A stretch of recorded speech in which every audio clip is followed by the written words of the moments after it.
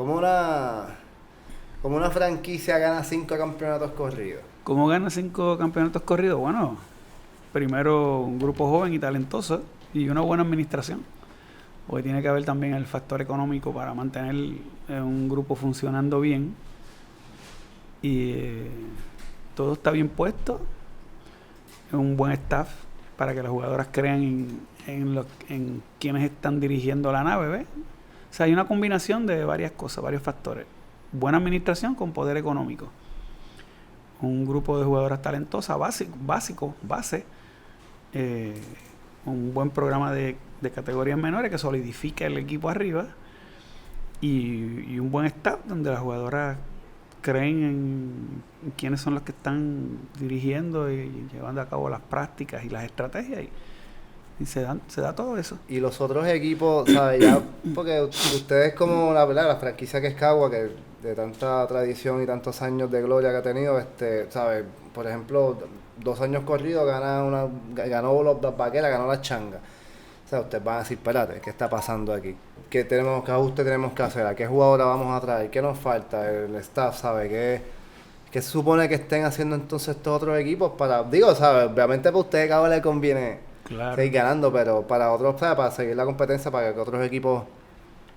Bueno, lo que pasa, aquí se dan muchos factores, aparte del que te acabo de comentar.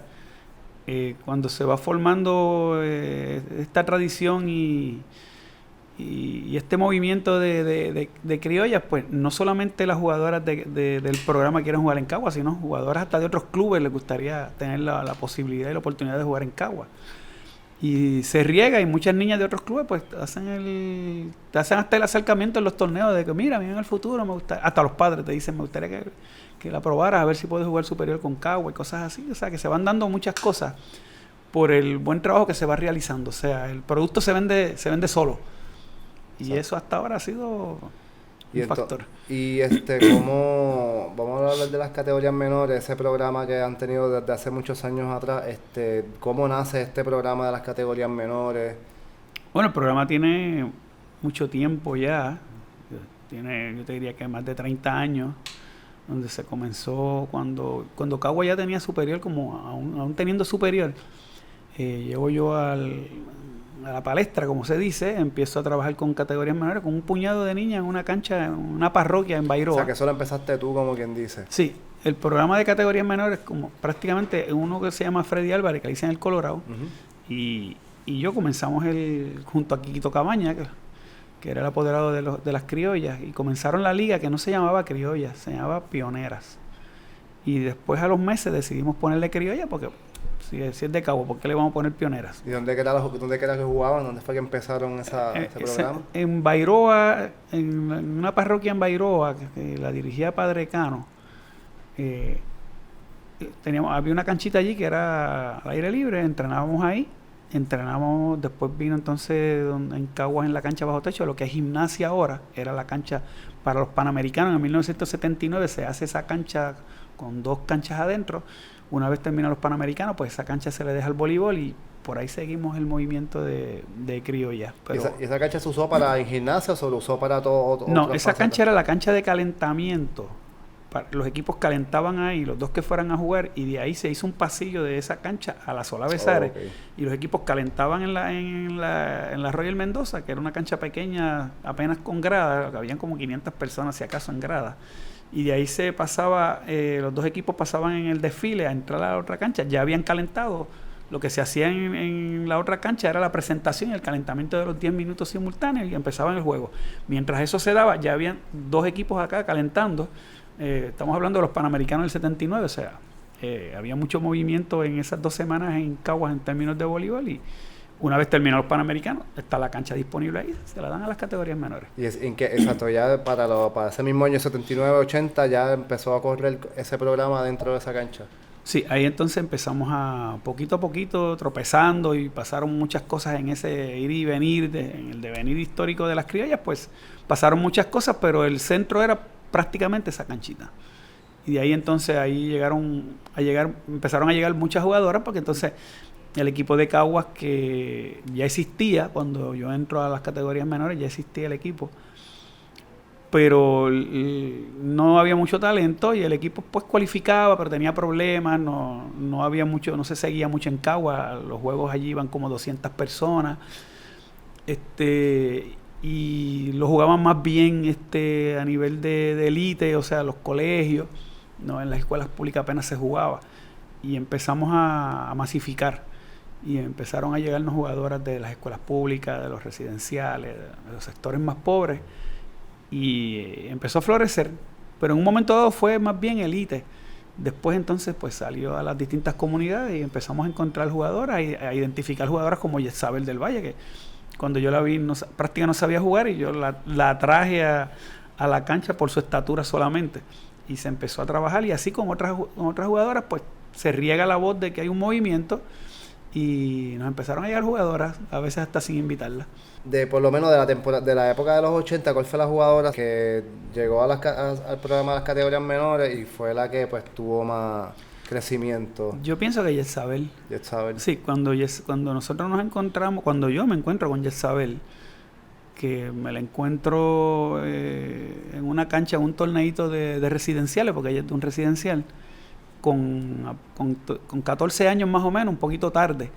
Y fue con un grupito de niños donde ella se veía imponente, pero ella servía por debajo, o sea, no sabía jugar. ¿Qué edad tiene Yesabel? Yesabel tiene ahora mismo 38 o 39 años. O sea, que ella es 9-8 de la high school, 9-8. Sí, ella jugó en el campeonato yo gané el campeonato con criollas en el 98, ella estuvo en ese equipo, y era su segundo año. Okay, o sea, que ella entró en 11, cuando estaba en 11 entró a las criollas. Sí, yo le conseguí la beca, que yo estoy todavía en Radiance, y me la llevo becada para Radiance porque identifico que aparte de que era una jugadora alta, tenía una capacidad de trabajo, porque cuando yo hablé con ella y con su papá, le dije, yo estoy dispuesto a trabajar con ella, pero necesito compromiso del lado de ustedes, y yo no la puedo trabajar a ella con el grupo porque no le va a sacar provecho, así que si hay práctica a las 7, por decir una hora, yo necesito que ella venga como a las 5, y le voy a dedicar 1 hora, 1 hora y media, 2 horas a ella sola,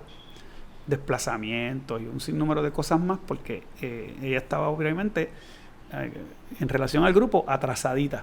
Entonces pues el papá estuvo de acuerdo, ella también, y empezamos a trabajar donde ella, en ocasiones ella trabajaba conmigo, yo le conseguí la beca conmigo en Radiance en 9º grado, trabajaba a las 3 de la tarde en Radiance, bajaba conmigo en muchas ocasiones a la cancha porque tenía práctica a las 5, y cuando estaba en 11, yo no sé cómo lo hacía en términos de estudio, pero empezó a practicar algunos días superiores, o sea que a veces habían días en que practicaba 3 veces en el mismo día. Pero ella tú sabes, desde el principio ella tenía mucho interés, una autoestima bien baja. Yesabel no te miraba a los ojos, Yesabel miraba para el piso, y empezaba a hablar contigo y cambiaba la mirada, y tú tenías que decirle, pero mírame, y caminaba un poquito jorobadita, o sea que tenía una autoestima bien bajita. ¿Y ustedes la cogieron cuando tenía 14 años? Tenía 14 años, un poquito tarde, porque ya hoy en día las niñas a los 5 y 6 años están jugando. Y no sabía nada de voleibol, ¿sabes? No. Tú simplemente la viste, coño, esa nena se ve alta, se ve que tiene el físico. Sí, no, tú la veías y tú dices, o sea, tú ves un equipo de niñas de un residencial en un torneo que yo fui a mirar, pues como te dije, empezamos a movernos, a identificar jugadoras en las comunidades. Y yo miro de lejos y veo a aquella nena por encima de todas las demás, pues rápido fui para allá. Pero estabas rematando por encima, o sea, estaba haciéndolo, ¿sabes? Bueno, rematando, dándole la bola, ¿sabes? Toda la mecánica incorrecta, fallando balones, porque tenía problemas todavía hasta con el movimiento motor, todavía a los 14 años, porque no tenía ritmo, pisaba al revés, cuando saltaba... Goofy footer. Sí, exactamente, goofy. Entonces, pues, tenía muchas cositas que yo me quedo mirando y digo, ella puede aprender. Y recuerdo que en ese proceso, que hay muchas historias, Ita Rodríguez jugaba de Cagua para ese tiempo, y yo era fanático de Cagua, ya estaba empezando en el movimiento, que Pepe Morales era el coach. Después vino Renato, pero primero fue Pepe Morales. Y yo iba a las prácticas de Pepe Morales para los 80, por ahí diría yo, sí, para los 80. Entonces me metí a buscar balón, a ayudarle. Yo le pedía permiso. Mira, no te molesta que esté aquí viendo los drills, yo dirijo en el barrio, ¿verdad? Y me dijo, no, chacho, al contrario, vente, va aquí para allá. Entonces, pues, muy buena persona Pepe Morales. Entonces, pues, empezamos a aprender distintos drills y a bregar con las distintas situaciones de las jugadoras hasta que poco a poco uno se fue formando y empezamos a aprender a identificar jugadoras y qué cosas hacer con ellas en la cancha, en el colectivo, en el individual, y muchas de esas cosas pues se las aplicamos al trabajo con Jezabel. ¿Por qué tú dices que ella fue ¿sabes? La jugadora que más te llamó la atención? ¿Qué fue que tuviste en ella? Obviamente, ¿sabes? Sabemos la historia de Jezabel, todos los campeonatos, toda la gloria que ella trajo a cabo a la selección, pero ¿qué tuviste en ella en cuestión de disciplina, en cuestión de interés? ¿Qué tuviste en ella que tú dices, ok, esta es la jugadora que más me ha llamado la atención? Mira, aparte de la estatura que iba a llamar la atención porque era la más grande de todo. O sea, tú veías a todo el mundo y hasta por encima de los padres tú decías, coño, que ya nena con 14 años y con 6'2", 6'3".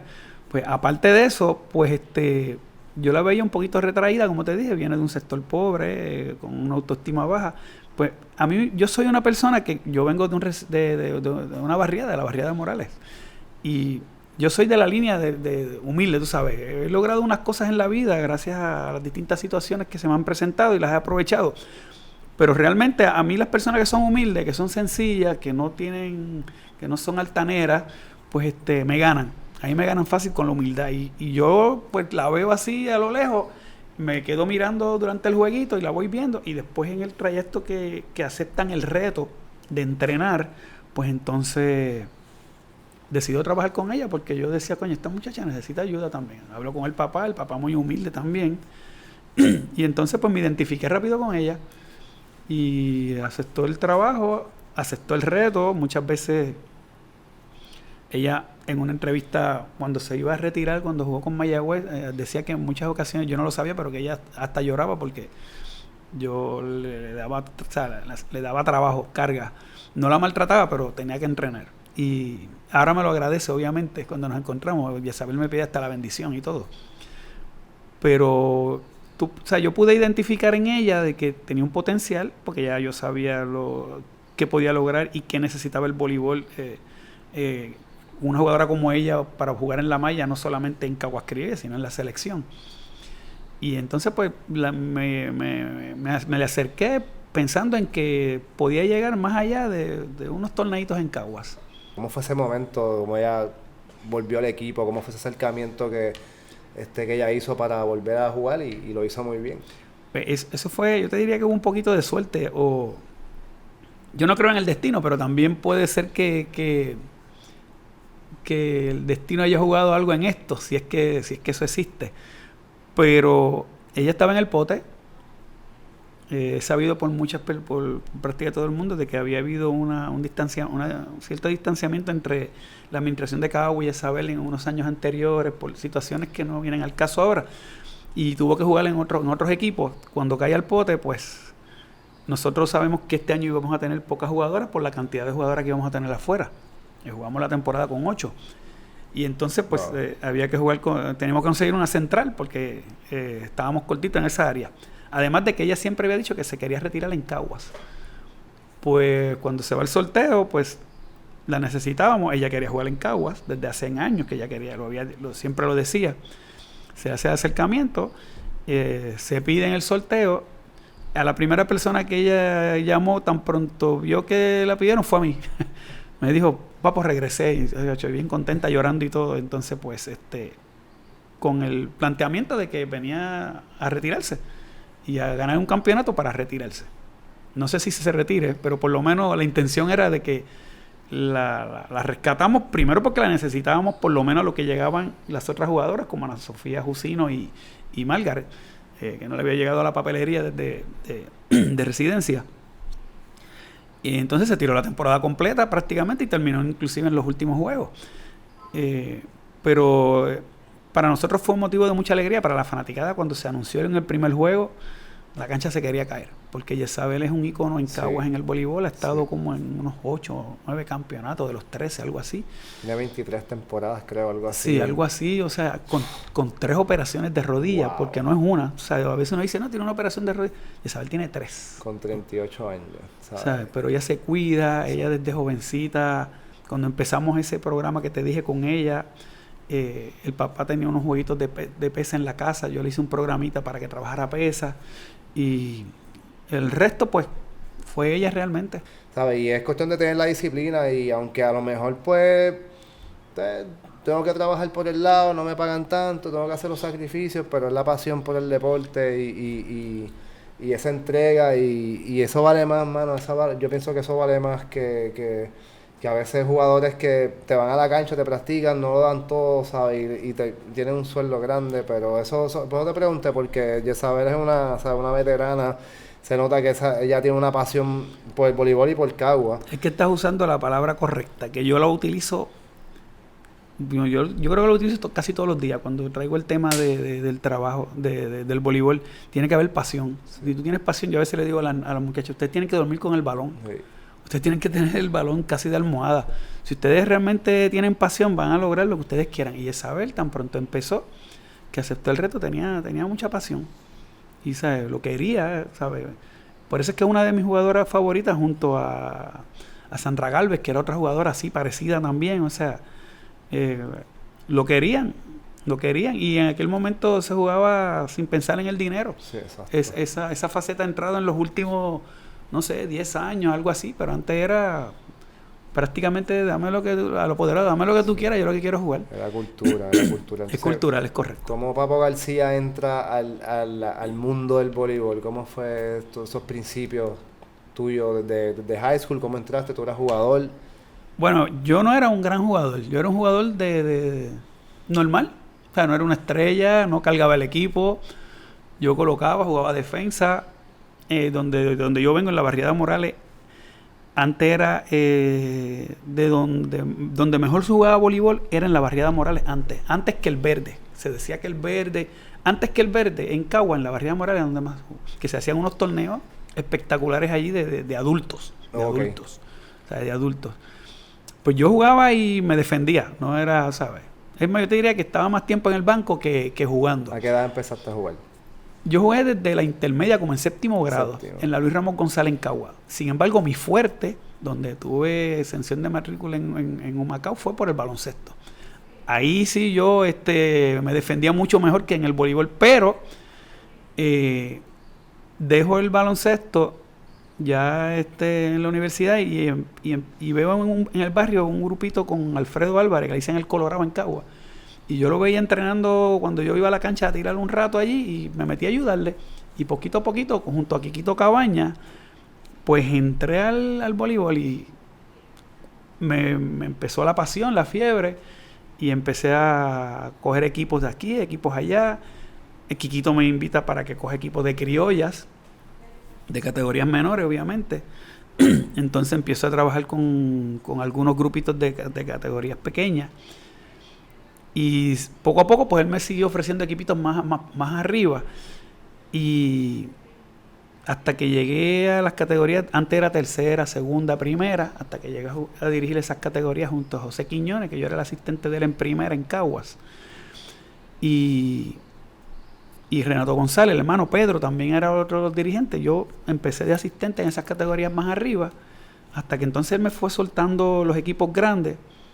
Y entonces pues yo empiezo a meterme en serio, porque yo soy de las personas que cuando entro me gusta hacer las cosas bien y prepararme. Pues Lulo Mendoza tenía conexiones en Cuba, me enviaba para Cuba a trabajar con los equipos cubanos. Me hago bien amigo de los entrenadores cubanos como Calderón y Eugenio George, que me permitían estar en la cancha con ellos, que eso no lo hacían con nadie. ¿En qué año fue esto? Estamos hablando de los de los 99, 98, 97, 96, cuando empecé a dirigir superior. Okay. Me iba varias semanas, un mes para Cuba. Wow. Y trabajaba donde trabajaban los entrenadores cubanos, cuando Cuba estaba en el pique. Bueno, Cuba siempre ha tenido un programa bien bueno, lo que pasa es que le desertan y ese es el problema, pero estuve en el Instituto Fajardo, donde estaba Herrera y toda esta gente. Estuve en la Universidad de La Habana 2 semanas también con los entrenadores cubanos. Antes de eso había estado en una semana en Colorado Springs, cuando los equipos americanos entrenaban en Colorado Springs. Y después que estuve en Colorado Springs y en Cuba, cuando surge Brasil, tuve algunos contactos con los entrenadores cubanos, con los entrenadores brasileños, perdón. Y ahí hice pues la formación mía más o menos de una combinación de entre los americanos, los brasileños y los cubanos. ¿Cómo fue esa experiencia en Cuba? De llegar a trabajar con todos estos coaches, ¿verdad? Que para el Prime, uno de los Prime de Cuba, ¿sabes? ¿Qué era lo que hacían allí? ¿Cómo era la dinámica de trabajo allí? No, la dinámica era espectacular. O sea, eso yo realmente lo logré por un ofrecimiento de Lulo Mendoza, que era el presidente de la federación. Lulo Mendoza fue dirigente de las criollas en un momento dado, es de Caguas. Entonces, pues, él veía en mi capacidad de carga, de trabajo, porque me veía trabajando. Me ofrece el equipo nacional femenino sin haber dirigido superior. Me dice, mira, papo, ya yo te he visto ya en las categorías menores. Dirigiste un año superior en Caguas, un grupo de estudiantes de Notre Dame que lo subimos a superior, y ese equipo lo dirigí yo porque si no la franquicia desaparecía ese año. Y entonces él me dice, yo no estoy buscando a alguien de renombre en la selección, yo estoy buscando a alguien que realmente se meta a la cancha a trabajar tipo cubano, como tú lo quieres hacer casi todos los días. Yo acepto el reto de dirigir el equipo mayor siempre y cuando salieran las veteranas, porque ¿quién era yo para dirigir a Gilda Grau y otras jugadoras que no conocen a Papo García? ¿Quién es Papo García? La cuestión es que entonces él ve la capacidad de trabajo y el compromiso y la pasión, que eso se te ve se nota hasta en la mirada. Y entonces me dice, ¿tú te atreves a ir con el equipo de las muchachas a Cuba y de una vez te quedas o en ese mismo proceso cogen unos cursos? Y yo digo, pues claro que sí. Y ahí empecé, fui como 3 veces con equipos de criollitas o las selecciones juveniles, y por el día los foguearon por la noche, y por el día yo estaba en el Instituto Fajardo y en una ocasión en la Universidad de La Habana. ¿Y cuánto tiempo tú estuviste, se te quedabas en esos cursos? ¿1 mes, 2 semanas? No, eran semanas. ¿Semanas? Yo estaba trabajando, yo pedía permiso para varias semanas, dependiendo de los días que tuvieran, pero estamos hablando de 3 semanas. Nunca estuve más de 3 semanas. ¿Qué fue lo más que te impactó ¿sabes? Esa experiencia? Bueno, cuando yo vi trabajar a Calderón, que era el asistente de Eugenio, pero estar en la cancha con Eugenio George, que fue considerado el mejor entrenador del mundo en un momento dado, ya él murió. Eugenio George tenía una capacidad de trabajo espectacular, y tenía una disciplina que él no tenía que gritar, era espectacular. Y estamos hablando de Mireya Luis, de Reglabel, de Reglatorre. O sea, estamos hablando de jugadoras establecidas allá, y el control que él tenía del grupo y cómo las jugadoras creían tanto en él. Esas 2, 3, 4 horas de trabajo, allí no habían risas, allí era carga. Cuando se iban al área a trabajar en las pesas, Eugenio tenía una magia de que primero, yo tengo algunos documentos manuscritos o sea, que él los escribió ahí, valga la redundancia, de Eugenio George, de facetas de entrenamiento, de mesociclos y microciclos y macrociclos. Y Eugenio, lo que habíamos hablado anteriormente, Eugenio, como dominaba todas las facetas del entrenamiento, tanta la preparación física, pues las jugadoras creían en él. O sea, estamos hablando de jugadoras como Mireya, Reglabel, Reglatorre, todas esas jugadoras pues le tenían fe y trabajaban bien duro, además de que en aquel entonces ellas le llamaban las morenas del Caribe, eran campeonas olímpicas, 4 olimpiadas. Pues entonces había un compromiso bien serio para esa época, porque ya sabían que eso iba a ser por un tiempo, y él tenía un control de grupo espectacular. Entonces pues me permitía estar en la cancha con ellos, que las mismas jugadoras, después que hicimos un poco de confianza, me decían, como hablan ellos, ¿verdad? Yo decía, yo no sé cómo tú estás en la cancha, porque él es bien celoso con su equipo. Y después pues yo me iba a la cancha para las casas con los entrenadores, una dinámica, o sea, bien buena, bien profesional. Y esa confianza la cogiste desde el primer año que fuiste a los entrenamientos en Cuba, ¿sabes? Sí, sí, pero lo logré gracias a Lulo Mendoza. O sea, pues a mí nadie me conocía, como yo te dije, yo llego al equipo nacional sin haber dirigido superior. O sea, yo había dirigido un año superior masculino en Caguas, donde tenía un grupo de estudiantes de Notre Dame, Enrique Acosta, Pancho, un sinnúmero de jugadores. Se suben a superior para que Caguas no perdiera la franquicia en masculino. Y no había coach, no había dinero para pagar. Y dijeron, ¿tú dirías? Yo, de gratis, claro que dirijo. Sin cobrar un centavo, dirigí el equipo masculino. Porque yo sabía cómo, o sea, yo me estaba moviendo para coger experiencia. O sea, para hacer una hoja de servicio. Igual las selecciones, que cuando yo dirigí los primeros años con Lulo, yo no cobré un centavo en las selecciones, ni el mayor ni el juvenil. Yo vine a coger una dieta con Carlos Beltrán. O sea, pero esos 5, 6, 7 años que yo estuve en las selecciones nacionales, cuando Lulo era el presidente, ni en Superior en Cagua, ni en la selección yo cogí un centavo. Se da la situación de que Lulo tenía las conexiones con los países, porque Cuba, Lulo Mendoza, perdón, ya estaba a nivel mundial en una posición alta. Pues entonces me dice, tú, papo, tú tienes la proyección, tú tienes la pasión, vamos a moverte a Cuba, primero a Colorado Springs, que te dije, estuve en 2 ocasiones en Colorado Springs con el equipo, que siempre era con el equipo.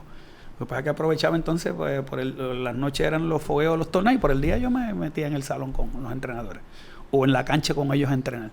Primero Colorado Springs, después Cuba, y después el contacto con los brasileños. ¿Y esto fue después del primer año que coachaste Superior? Masculino. ¿Y ese qué año fue eso? Eso fue como en el 95, 96, por allá abajo. ¿Y cómo les fue ese equipo en Superior? Ese equipo se eliminó porque solamente teníamos un jugador de calibre, que fue Junior Negrón, que era, para aquel entonces, había terminado de estudiar medicina. Yo creo que él está por México ahora, él es doctor. Y los otros eran jugadores de Notre Dame, de high school. ¿Ese fue el primer año, como quien dice, del equipo de Caguas de masculino? No, yo dirigiendo masculino. Tú dirigiendo, perdón. No, Caguas había tenido equipos anteriores, no campeones, pero exitosos. Ok. O sea, con buen nivel. ¿Y quién estaba en ese equipo? Que recuerde así, Enrique Acosta, uno que le decían Pancho, Junior Negrón, que era el Quique del Valle.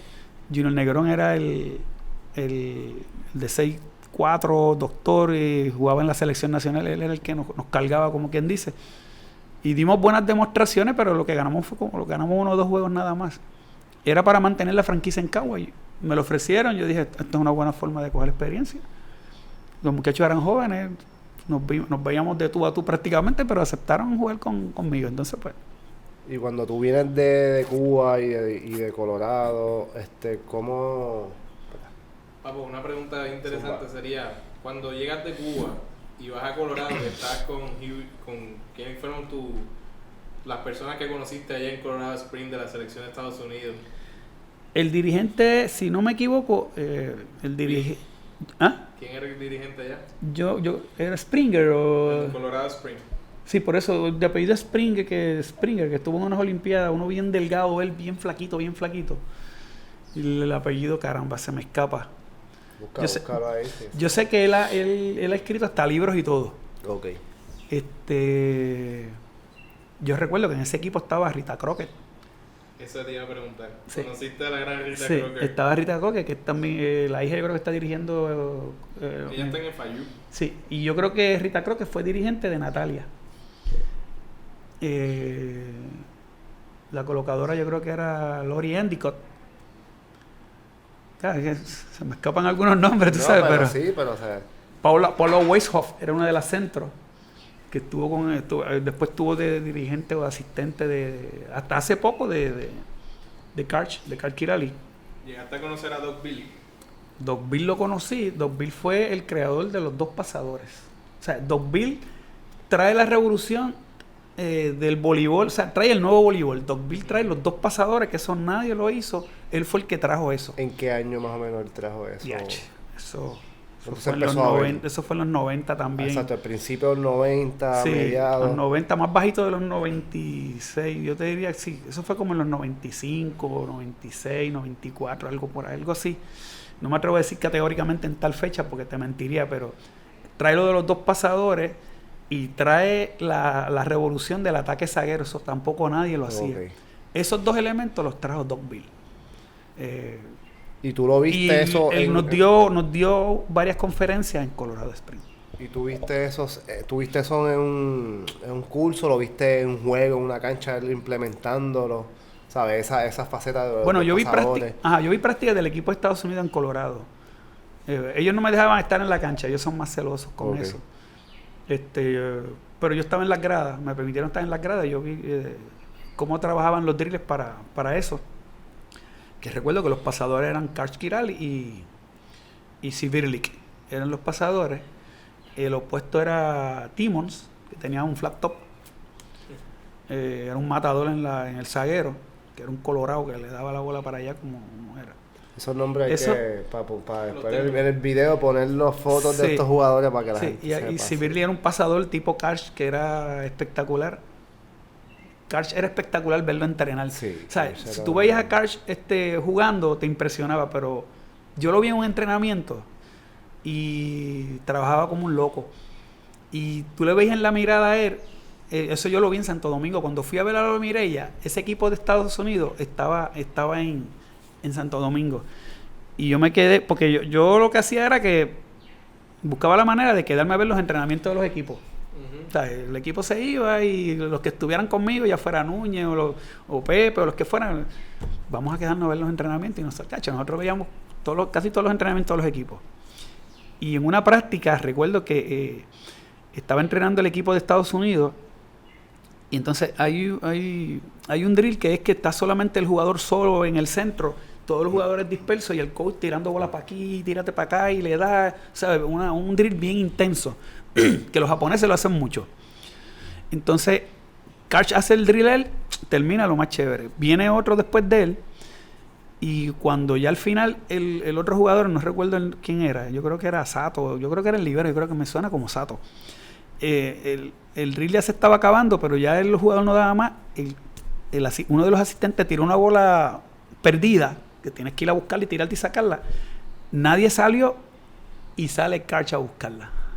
O sea, que él no estaba ni el drill. Él estaba participando dando balones. Sale la bola para allá, yo creo que era Sato el que estaba en el piso, sale él corriendo por ahí para allá, se tira y trae la Y bola. la saca. El coach paró la práctica y empezaron a aplaudir. Y empezó a hablar, decir, de esto es que estamos hablando, ¿sabes? Así que se entrena. Bueno, olvídate, fue el espectáculo allí. Si tú practicas duro, los juegos se te hacen más fácil. Tú ¿sabes? practicas, o sea, tú juegas como practicas. Exacto. Si tú practicas light, así vas a jugar y las cosas no te van a salir. Si tú practicas, como decimos en la calle, kamikaze, así vas a jugar. Te vas a estrellar con lo que sea, con las gradas, así tú vas a jugar. Y eso es parte de ¿sabes? Lo que es la psicología del voleibol, que muchos jugadores, ¿sabes? Como que, ay, hay juego tal día, ¿no? Voy a cogerlo con calma porque tengo juego, ¿no? ¿Sabes? En la práctica, No. dejarlo todo, hacer lo que tú no piensas que puedes hacer, hacerlo en la práctica para que cuando vayas para el juego Exactamente. se te haga más fácil. Y entonces yo aprendí en ese proceso de todos estos años, y todos estos años todavía después, los subsiguientes, que el éxito realmente está en el entrenamiento. O sea, hay que y es lo que yo trato de llevarle donde quiera que tengo la posibilidad de hablar con clubes o entrenadores. Hay que entrenar más y jugar menos. Sí. O sea, tu nivel va a subir más entrenando más, jugando menos. Te vas a lesionar menos. Tu vida de deportista, en este caso de voleibolista, va a ser más larga. Y está comprobado de que muchos jugadores y jugadoras que tienen múltiples lesiones porque se juega mucho, se entrena poco. Y dentro de ese proyecto de entrenamiento, pues que esté la preparación física e inclusive la preparación psicológica para tener un jugador integral, balanceado. Si eso no se da, la vida del deportista va a ser corta. Háblanos de ese grupo, ¿verdad? Ese grupo especial que tuviste en los 90, que parte de ese grupo pues llegaron a estar en las Olimpiadas, estuvieron en los equipos de Cagua, ¿sabes? 95, con ese año que estaba Tatiana Encarnación, Alexandro Kendo. Sí. Háblame de cómo empezó la dinámica con ese grupo, porque fue un buen grupo. Cómo estas jugadoras reaccionaron a estos entrenamientos, la dinámica de entrenamiento, cómo fue el crecimiento de ellas, tanto ¿sabes? En el nivel físico como en la madurez en la cancha. Ese grupo fue especial. Ese grupo fue ya cerca de los 2000. Entra Carlos Beltrán a la presidencia y entonces yo había estado en el equipo mayor. Yo había hablado con Carlos de que yo en algún momento quería regresar a los equipos juveniles para preparar un grupo, ya por lo que yo había visto en Estados Unidos, lo que había visto en Cuba, de lo poquito que había visto de lo que hacían los brasileños. Pues entonces yo le digo a Carlos, yo quiero bajar, yo estaba de dirigente del mayor, yo quiero bajar a los juveniles para tratar de poner algo en práctica de lo que yo he visto afuera. Y tratar de crear un grupo de que cualifiquemos a una Olimpiada, aunque sea una vez, no sé. Ojalá y sean muchas más, pero que sea una vez. Y aunque yo no sea el coach, pero que el equipo de la bandera de Puerto Rico esté allí. Entonces, pues, Carlos quería que yo siguiera en el mayor. Yo bajo al juvenil, le propongo que cuando estaba David en el equipo mayor, entonces Javi, Carlos Núñez y yo empezamos a trabajar con el equipo juvenil y empezamos a identificar jugadoras de estatura, aunque no jugaran mucho, pero que tuvieran, que le pudiéramos ver que tenían posibilidades con un buen genotipo, ¿sabes? El físico de una jugadora. Y ahí identificamos a Alexandra, Tatiana, Dolia, Vilma, Karina, la hermana, Auri, un sinnúmero de grupos de jugadoras con aquellas características físicas y que se podía ver que entrenando iban a salir. Y entonces pues le vendimos la idea a Carlos y la aceptó. Empezamos de los distintos clubes a invitar jugadoras a los tryouts. Reunimos a los padres, reunimos a las jugadoras, le vendimos la idea de que jugaran solamente en el semestre de su escuela y que fuera de ahí pues que pertenecieran a la federación y que nosotros nos íbamos a comprometer a entrenar a esas jugadoras todo el año mientras estuvieran con nosotros. Y ahí yo empecé a pedirle como un loco fines de semana a Carlos en el albergue, que solo el Comité Olímpico lo cedía si era para las selecciones. Y entonces pues Carlos nos consiguió un montón de fines de semana en el albergue. Otros los hacíamos en Cagua, que mucha gente no lo sabía, pero en Cagua, detrás de la Royal Mendoza, hay unos apartamentos ahí que caben como 75 personas con baño y todo, y aire acondicionado. Otros los hacíamos ahí en Cagua. Y nos inventábamos otros acuartelamientos en otras áreas, quedándose en la casa de las jugadoras. Pero casi todos los fines de semana estábamos entrenando. Le dábamos libre los lunes, entonces pues martes o jueves o martes y miércoles entrenábamos en Cagua. O en otra cancha que nos consiguiera, a veces era en la Yupi, hasta en el Sagrado, donde fuera. Esto comenzó como en 1995, 96. No, sí, los 96, 97, 98, okay. Acercándose a los 2000 ahí. Entonces, era prohibido tener novio. Eso es broma. Eso es broma, pero era casi verdad. Sí, era casi verdad.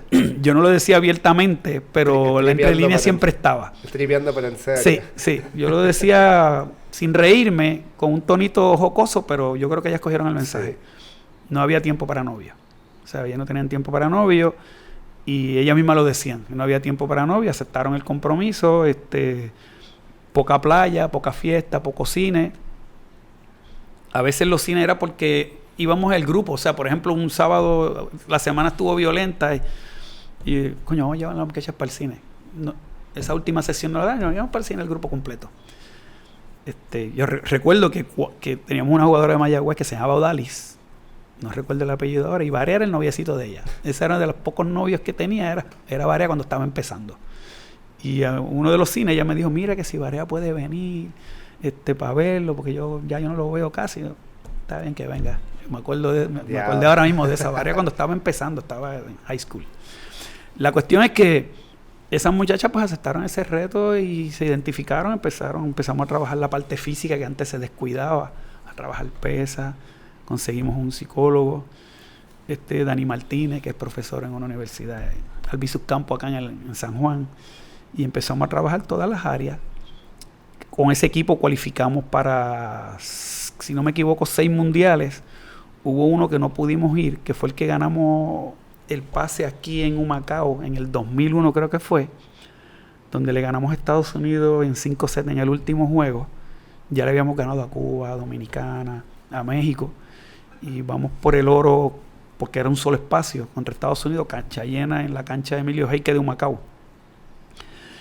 Y esa misma semana que estuvimos jugando ese torneo teníamos el equipo juvenil jugando y el prejuvenil entrenando, porque una vez terminábamos como en el juvenil. Yo también era el coach del prejuvenil con Núñez y con Javi. Salíamos para Canadá a buscar también el pase para otro mundial. O sea, era una locura. Era una locura, pero como había pasión, sí, el compromiso estaba. Y el que quisiera estar en el staff, pues tenía que aceptar ese tipo de cosas. Y la jugadora que quisiera estar, pues tenía que aceptar ese compromiso. ¿No? Y tener el apoyo de los padres también, ¿sabes? Exactamente.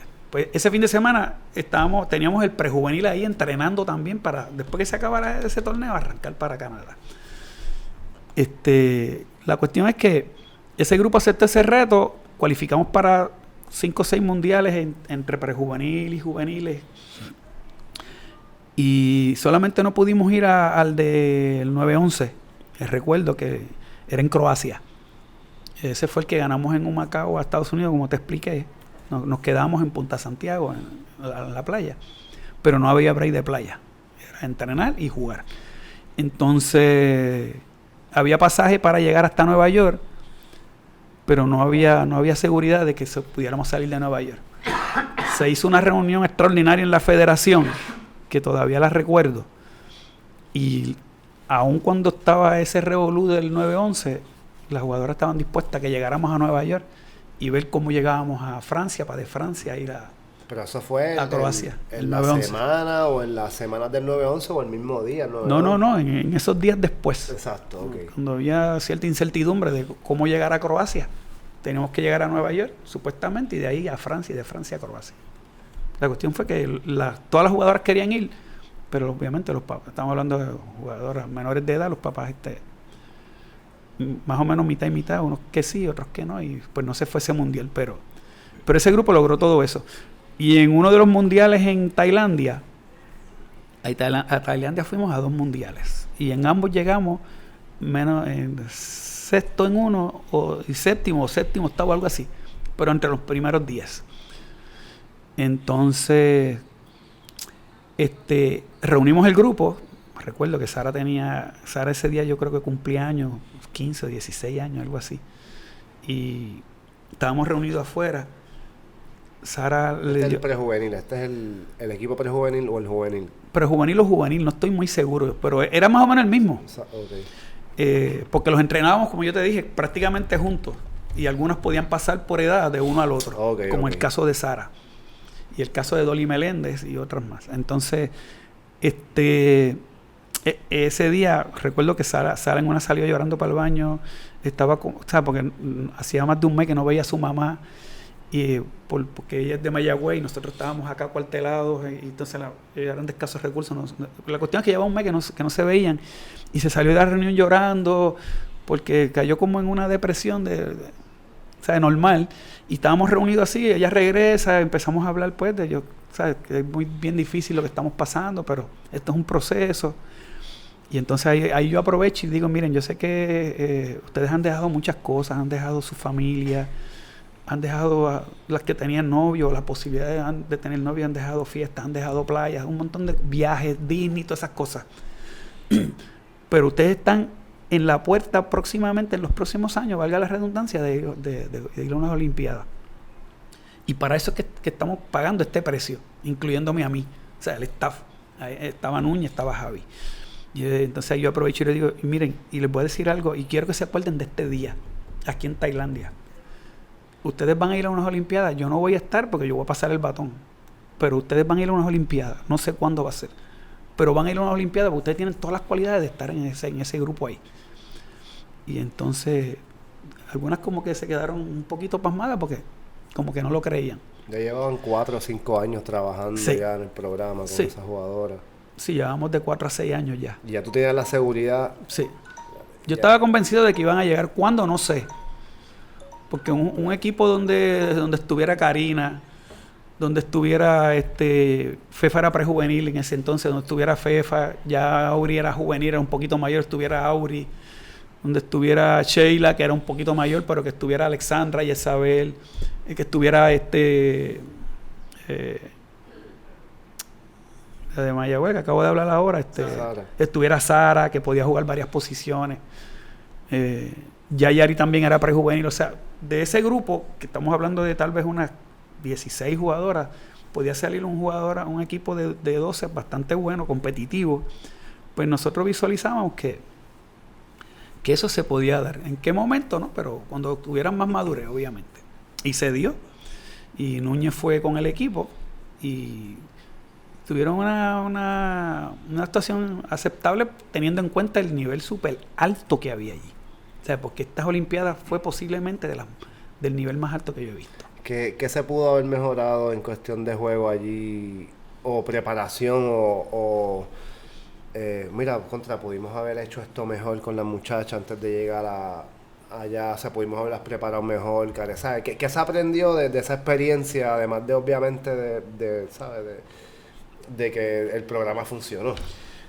Bueno, la experiencia mayor para todo el país era primero creer que nosotros, aunque somos una isla tan pequeña, de pocos habitantes, comparado con millones de habitantes de otras potencias, y con mayores factores económicos y mayor estatura en términos del elemento humano, nosotros podemos estar ahí. Lo único es que hay que organizar un plan de trabajo y cumplirlo. Y que la prioridad tiene que ser el equipo nacional, no los clubes. Tan pronto eso se pueda dar y que reciban una ayuda económica, que no es lo más importante, pero que por lo menos reciban ayuda económica. Pero tener el compromiso de la jugadora y que la prioridad sea el equipo nacional, no los clubes. Podemos regresar a unas Olimpiadas. Si eso no se da, no vamos a regresar. Lamentablemente. Ojalá y me equivoque. Explica por qué, para que la gente entienda por qué la importancia de darle, ¿sabes? De lo que tú dices, más preparación, poco juego. Sí, porque mira, por ejemplo, cuando yo empiezo a trabajar con estas jugadoras, ya la regla de la libero estaba empezando. Pero aún así, nosotros trabajábamos las jugadoras altas atrás. Eso ya se está dejando de hacer. Las jugadoras grandes las sacan y no vuelve a jugar hasta que llegue al frente. Eso ya es un factor. Si hay un compromiso de jugadoras, de desarrollar jugadoras altas que puedan jugar en ambos lados de la cancha, pues ya eso es un factor a favor de nosotros para poder competir a nivel internacional, porque no tenemos muchas jugadoras altas. Así que yo te diría que hasta las necesitamos atrás para el ataque zaguero. Y que tengan buenos fundamentos de recepción, servicio, defensa, control del balón en todos los aspectos. Un programa donde se organice todo y se tenga todo a la mano de la preparación psicológica, el compromiso de tiempo. Las jugadoras van a pertenecer no a los clubes. Ya no van a jugar más con los clubes, van a jugar con el equipo nacional, las que sean seleccionadas. Y solamente van a jugar el semestre de las que están becadas en colegio, porque si pudiera también sacarlas de ahí, las sacaba, pero obviamente hay unos estudios, pues también hay que, eso es importante. Estamos hablando de que cada club se desprendería de una o dos jugadoras, no es que se van a romper equipos. Pero esas jugadoras que se identifiquen deben estar en el programa con un psicólogo, ¿sabe? Que es de todo el equipo, con el preparador físico, con el staff de entrenadores y con la federación respaldando todo el programa para que se entrene.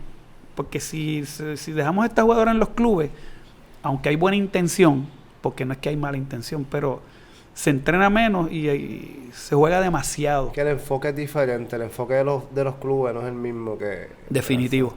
Entonces, por eso te digo que yo sé que hay no hay malas intenciones, pero de buenas intenciones también está lleno el infierno. ¿Sabes? Eso es cierto. O sea que en ese sentido...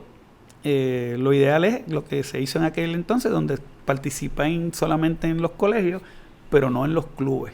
En la medida en que la federación y los clubes puedan hacer eso, yo creo que en identificar otro grupo de jugadoras, regresamos a la Olimpiada, no sé, en 8, 12, 18, 16 años, no sé, algo así. Ahora mismo no creo que en las próximas 2 Olimpiadas regresemos. Ahí, ojalá y me equivoque. Es más, me quiero equivocar. Ahí ya algún acercamiento, se está haciendo algo para entonces pues llevar a cabo, ¿verdad? Este plan de que las jugadoras que sean seleccionadas de las selecciones, pues que tengan un compromiso y se dediquen simplemente a la selección. Bueno, yo he hablado con Jualve, que es el árbitro internacional y está trabajando con Trabanco en la federación con los equipos nacionales. Pero él me indica que, o sea, que hay mucho forcejeo con los clubes, o sea que la situación parece que no pinta lo ideal para lo que se quiere lograr en el futuro, ¿sabes? Porque es verdad que los clubes introducen a las jugadoras, esos primeros años son importantes porque ellos son los que los cogen de los 5, 6, 7, 8 años, no sé. Pero si los clubes entendieran que el equipo nacional es más importante, el país, que el país es más importante, pues entonces se desprenderían más fácil de la jugadora. Pero hasta que eso no se dé... Y el daño que le están haciendo a la jugadora de, ¿sabes? De llevar su nivel de juego a ese nivel internacional, ¿verdad? ¿Sabes? Ese egoísmo que hay, digo, no quiero decir que son todos los clubes porque no son todos, pero ¿sabes? Pero sí que tiene que haber ese compromiso, tiene que haber primero esa conversación entre la federación y los clubes, tiene que haber ese compromiso. También la federación tiene que tener un compromiso estable y consistente con la categorías menores. Antes se jugaba mucha categoría menor de los equipos de superior, se jugaba antes superior de juvenil, después se jugaba el equipo sub, ¿sabes? Que antes había un poco más se veía el compromiso y se veía más proyectos para los juveniles y mezclar los juveniles superior con los, ¿sabes? Con el equipo superior con los juveniles. También abundando en lo que tú dices y tratando de ser justo y mirando un poquito para la retrospectiva, para atrás, ahora todos los clubes viajan. Entonces, pues hay un factor económico ahí donde hay unos padres que tienen poder y a veces hasta costean todos los gastos de las jugadoras y pueden tener una jugadora élite y le pagan todo. Pues hay como un compromiso de esa jugadora élite de estar ahí porque le están pagando todo por estar es como si fuera una beca. Y antes no se viajaba mucho, porque yo te lo digo por la experiencia de nosotros en Criolla. Nosotros prácticamente estamos viajando en los últimos 8 años, no sé, 6 años. Antes no se viajaba mucho, no estaba el torneo de Disney, que si el Junior Olympic. Nosotros lo que sí hacíamos en Caguas era lo que mencioné al principio, era que yo hacía 1 o 2 equipos de los que ya teníamos, que se veían de los mejorcitos, y los llevamos a jugar a Cuba. Fuimos 2 veces, las criollitas, fuimos a Brasil, fuimos a Argentina, fuimos a México. Después fue que empezamos a venir para acá, para los AAU y estos otros torneos. Pero como no había mucho torneo, pues se le podía vender mejor la idea de vamos a quedarnos en el equipo nacional con un compromiso dentro de, no sé, 10, 12, 14 años a que estés en unas Olimpiadas. ¿Tú quieres estar en unas Olimpiadas? ¿Te gustaría estar en unas Olimpiadas? Y tú, papá, mamá, ¿te gustaría que tu hija llegara a unas Olimpiadas? Sí. Pues tenemos que empezar ahora. Pero no es dentro de 2 o 3 años, es ahora. Sí, pero los papás también se preocupan mucho por el factor de, que yo quiero que mi hija juegue en NCAA. Y entonces ellos piensan que a través de los clubes van a tener más exposición a las universidades. Eso ayuda, no te lo voy a negar, ayuda. Ajá. Pero cuando yo estuve en los equipos nacionales, y te voy a mencionar, por ejemplo, Rita Crockett mandó una jugadora para acá, una asistente, me acuerdo, Mike Heber, que era el dirigente de Minnesota, ganador de varios torneos de la NCAA. Yo me quedé en la casa de Mike Heber en Minnesota porque él estaba detrás de FEFA. Okay. Y para que yo viera la universidad, y fui a visitar Northern Lights, o sea, unos clubes allá y todo. Tremenda persona. Ellos lo primero, las universidades donde más buscan es el listado de los equipos nacionales, más que una jugadora que vaya en un club. Dicho por él mismo, me dijo, yo lo primero que mandé a buscar la lista de... Es lo más lógico, ¿no? Y cuando vio la lista, yo no conocía a Mike Heber. Y vinieron como 7 entrenadores un día.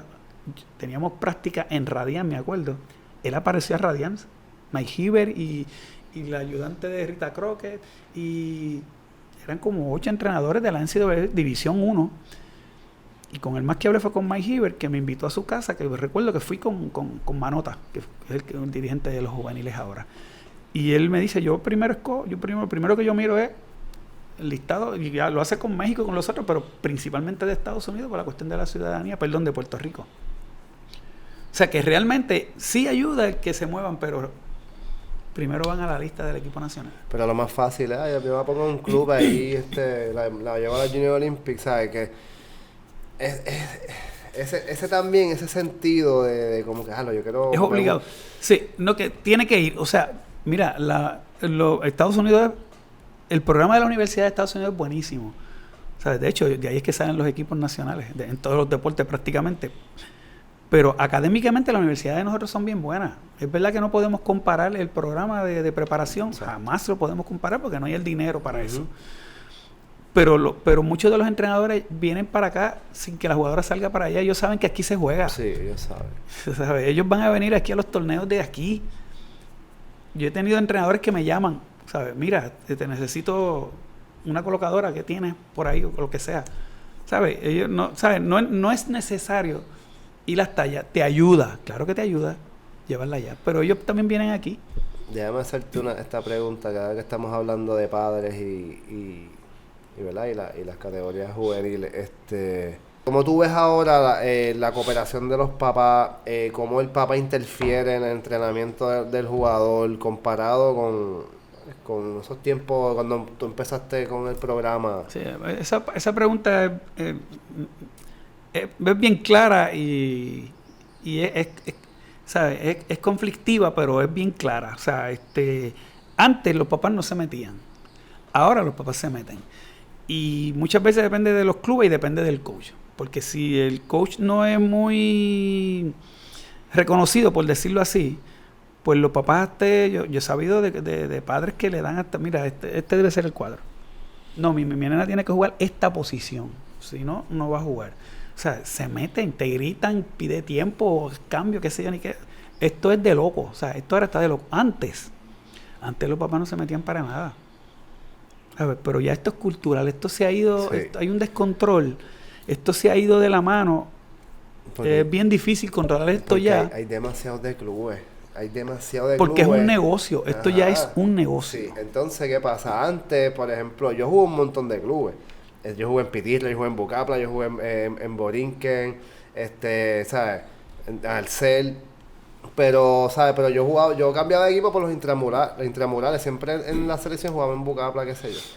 Pero no había tanta opción de como que, no voy a jugar aquí. Pues me voy a llevar la nena para acá. Sí. Me voy a llevar la nena para allá. Sí. Mira, ¿sabes? Ya estaban los grupos. Demasiados Revica. clubes. Ya estaban, los de Revica eran los de Carolina, Calazán, estaban los de Borinquen, ya esos grupos ya estaban como que establecidos y no había esa como que, pues me voy a llevar el nene para Borinquen, ¿sabes? Pero no te lo puedo llevar para Borinquen porque ya ese equipo está hecho. Pero además de lo que tú dices, hay otro factor que no podemos olvidar. Antes, mi papá y mi papá era taxista, mi mamá trabajaba en una oficina, no sabían nada de deporte. Ahora, papi y mami, o sea, en el caso, por ejemplo, a lo mejor tú, si tienes un nene, tú jugaste voleibol y conoces el juego. O mami jugó voleibol y conoce el juego. Pues como conocen un poquito, o creen conocer mucho, pues se meten. Sí. Se meten y opinan y dicen y hacen, porque ella jugó voleibol o él jugó voleibol. Pero si vamos más para atrás, mi papá y mi mamá no sabían nada del deporte. Ellos a lo mejor se sentaban ahí a mirar y no les importaba nada. Pero como los papás de los de ahora jugaron, pues se creen que saben. Y los que vengan después va a ser peor. Porque supuestamente van a saber más todavía, ¿sabes? Yo he trabajado en estos torneos de que hacen en los centros de convenciones allí, porque yo hacía videos de reclutamiento para jugadoras para mandarlo a las universidades. Uh-huh. Y wow, ¿sabes? Es bien intenso, es intenso, ¿sabes? Ver Sí. los papás gritando, hablando mal del coach, hablando mal de la compañera, hablando mal de la mamá. Invitando a pelear. ¿Sabes? Te esperan en el parking y todo, mano. ¿Sabes? Esto es increíble. Es bien estresante ver eso y ya yo no me meto, ¿sabes? Ya yo mando a alguien a que grabe eso porque en verdad es bien estresante y es desilusionante, ¿sabes? Porque ver buenos juegos, buena calidad de juego y todo se empaña y se opaca por los papás, ¿sabes? Por esa mala actitud y esa mala... No, y hay una falta de psicología con el hijo. Yo uso mucho este pequeño cuentito, y es que cuando le digo a los padres, cuando ustedes se vayan en el carro con su hija o con su hijo, después de haber jugado y particularmente después de haber perdido, o que tu hijo a lo mejor botó el último servicio o el último remate o falló la última bola, lo que sea, si cuando se monten en el carro, esos 15 minutos rumbo a la casa, si usted no le va a decir nada positivo a su hijo, mejor no diga nada, porque cogen los niños y las niñas en los carros y eso es... No, porque tú, no, porque entonces ahí le tiran al coach también, no, porque el coach te puso aquella otra y tú eres mejor que ella, o sea, la bombardean, que es una barbaridad. Entonces, en vez de hacerle bien al pobre muchachito, lo que le están haciendo es daño y creándole unas inseguridades. Sí. O sea, son muchos factores que para volver a retomar la posibilidad de llegar a unas Olimpiadas es bien cuesta arriba para la federación, bien cuesta arriba, porque hay tantos clubes que esto está descontrolado, o sea, y yo quitarle tu hija a Borinquen Garden o a Bucapla o al que sea, quitarle la hija, tal vez la nena mide 6 tanto y proyecta para el equipo nacional, pero ahí empieza el forcejeo del club y la federación, y cuando vienes a ver, se perjudica primero el país de no tener una buena representación y segundo la niña. Sí. Papo, y aprovechando esa línea, ¿qué es el consejo que tú le brindas y esta plataforma a esos padres que están entrando a llevar esos hijos? ¿Cuál es tu consejo hacia ellos? De sobremanera, ¿qué tú le dirías a esos padres de ahora, el consejo de ahora en adelante, que lo tomen? Yo siempre digo que lo primero es apoyar a tu hijo, a tu hija, apoyarlo, es lo primero. Lo segundo, buscar el posible club donde ella se sienta o él se sienta mejor y pueda aprender bien. En ningún momento busquen un club para que la niña o el niño sea campeón, sino que aprenda bien los fundamentos, porque las otras cosas se van a dar poco a poco. Pero lo más importante es que esté en un lugar donde ella quiera estar, o él quiera estar, donde aprenda bien, donde se le trate bien, donde se le respete, donde se desarrolle, aunque no gane un torneo. No importa si no gane un torneo, pero que se desarrolle. Y que en esos primeros años le crezca la pasión, que no sea una mala experiencia que se quiera quitar. Si esos elementos se van dando en el futuro, si tiene esa buena plataforma en el club que sea, pues van a tener éxito. Pero esas cosas se tienen que dar en esos primeros años, que quiera estar, y que el papá o la mamá deje que su niño fluya, que los coaches lo lleven, que muchos de los padres quieren que sus hijos sean lo que ellos no fueron. Uh-huh. Y ahí es donde viene la presión excesiva. Yo no fui un buen jugador, pero yo quiero que el mío sí lo sea. Que esté ahí por gusto. Si llega a ser un gran jugador, una buena jugadora, bien. Si no, pues que sea un buen ciudadano. Ya, por lo menos a mí mis papás, ¿sabes? Yo tampoco fui el mejor jugador de la historia, pero, ¿sabes? Yo estudié, jugué todos mis años en high school, me pagué mis estudios en la universidad y después empecé a trabajar, ¿sabes? Que yo por lo menos el voleibol le saqué... Lo que era, claro. Lo que era. Claro. Y todavía tengo la oportunidad, ¿verdad? De jugar play y gozar todavía los años que me quedan y disfrutar del deporte porque es que este es un deporte que, por lo menos a mí, me ha cambiado la vida en muchos aspectos, ¿sabes? Gracias a este deporte yo conozco a muchos de mis clientes de mi trabajo.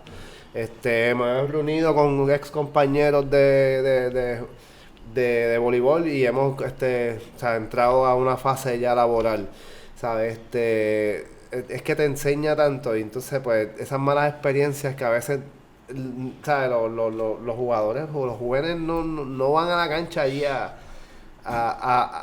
pelear ni a pasar ese mal rato que van los papás la pasan súper mal y no siquiera están jugando ni siquiera han tocado una bola de voleibol en su vida y van a los juegos y la pasan súper mal, ¿sabes? Mira, y esto es un deporte que realmente es bonito, fíjate, yo jugué béisbol, jugué baloncesto y me defendí en el voleibol, pero esto es un deporte que es bonito. Si tú miras, cuando se acaban los partidos, la gente está un rato reunido después del juego, los que realmente aman esto. Uh-huh. Los que están por pelear se van. Sí. Pero el que ama este deporte se quedan hablando. Que a veces mi esposa me dice, de hecho, pero hace rato que se acabó el juego y tú llegas ahora. Es que te quedas hablando con las distintas personas, ¿sabes? Esto es un deporte que aglutina. Cuando yo termino los juegos, yo me encuentro con, tú sabes, toda la gente que yo conozco. Y todas las niñas que han pasado por mis manos, que cuando se acaba el juego, yo no es coger el bulto y me voy. A mí me detienen a hablar, a preguntarme, y yo me detengo a hablar porque a mí me gusta, tú sabes. Esto es un deporte bien familiar y a veces no lo aprovechamos, no le sacamos el máximo a eso. A que tu hijo esté en este ambiente, que es un buen ambiente. Y eso es parte de cualquier deporte, ¿verdad? Cualquier deporte, ¿sabes? Hay que hablar, hay que analizar lo que pasó para todos los jugadores y el jugador, el coach y el padre crezcan, ¿sabes? Hay que hablar de esto. Y ese es uno de los propósitos de este podcast, es hablar de voleibol, porque hay que hablar de voleibol, la gente se tiene que expresar, hay muchos sentimientos escondidos y mucha gente que habla, tú sabes, detrás de bastidores y no se atreven a decir las cosas como son y hay que hablar las cosas para que el deporte mejore y para que el deporte siga creciendo y los jugadores sigan creciendo y los jugadores tengan una historia en la cual seguir, tú sabes, y conocer a estos jugadores, a estos coaches que han traído al voleibol a lo que es ahora, a toda la gloria. Y tú tuviste unos años también en los 90 que tuviste un equipo que estaba Xiomara Molero, estaba Laura Papaleo, o sea, tenía un equipo que lo que vale es también de ese grupo, porque también fue un grupo bien especial en Cagua. Mira, ese grupo fue una final cuando la edad promedio prácticamente era de high school, cuando Yanira, Vanessa, Lili Valentín, Laura Papaleo, Doris Torresola, ese grupito, Yesabel empezaba, yo creo que estaba en su primer año, o todavía no había entrado a ese grupo. Ese grupo era de las 12 jugadoras, 10 o 11, no estoy seguro, eran de Caguas, ¿sabes? De Caguas. Estuvimos yendo a varias finales. Yo era el asistente de Pique. Llegué a ser primero asistente de Ochoa, que ha sido uno de los mejores apoderados que ha tenido Caguas. Y fui asistente de Pique. Y siempre recuerdo una final que fuimos al séptimo juego con San Juan. San Juan, el coach era Carlos Pizarro, que era el dirigente del equipo nacional antes que yo fuera. Y Pizarro tenía un equipo de unas veteranas que estaba Hilda Grau, Sofía Reyes, Regina, Carmen Tapia. Tenía un trabuco de veteranas de 30 y pico de años, ya a punto de retirarse. Esto es como 9'3", 9'4", ¿verdad? Sí, bajito. Y entonces, pues, Pique era el coach de Criolla, yo estaba de asistente. Y fuimos a unas finales con San Juan, donde la serie estaba empate a 3. Y el séptimo juego iba a ser en Cagua, en la Royal Mendoza, pero como la cancha era pequeña, se llenó tanto que la gente por entrar tumbó los portones. Wow. Y no se pudo jugar ese día. Entonces, ese juego lo envían para Corozal. El séptimo juego lo envían para Corozal, cancha llena, y perdimos con San Juan yo creo que fue en 4 o en 5 parciales. Aníbal Rodríguez estaba con San Juan, me acuerdo de ella. Ya, ella fue mi coach en mini. Y Hilda Grau, yo sé que siempre me acuerdo de Hilda Grau. La cuestión es que ese equipo era de high school y perdimos con unas veteranas. Obviamente, nosotros sabíamos que estábamos jugando con un equipo que era casi el equipo nacional y nosotros unas jugadoras de 16, 17, 18 años. Pero que entonces ahí empezamos a ver que teníamos un equipo para muchos años y que en algún momento iban a ser campeonas. En esos años, a Cagua le decían las eternas subcampeonas, porque perdimos 3 campeonatos con Guaynabo y llegamos a la final y siempre nos quedábamos ahí. Estaba Sandra Galvez con Cagua también, Wanda Galvez, las hermanas Feliciano. Teníamos 3 pares de gemelas. Y entonces, pues, no nos llegaba el campeonato y seguíamos ahí, pues, hasta que entonces en el 96, en el 96, le ganamos a Corozal en una final.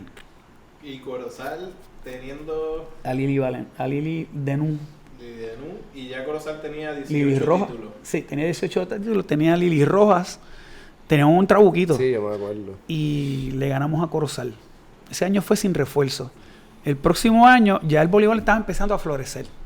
Pues estaban empezando a surgir categorías menores. Nosotros habíamos solidificado la de Cagua. Entonces, el próximo año, pues deciden traer refuerzo.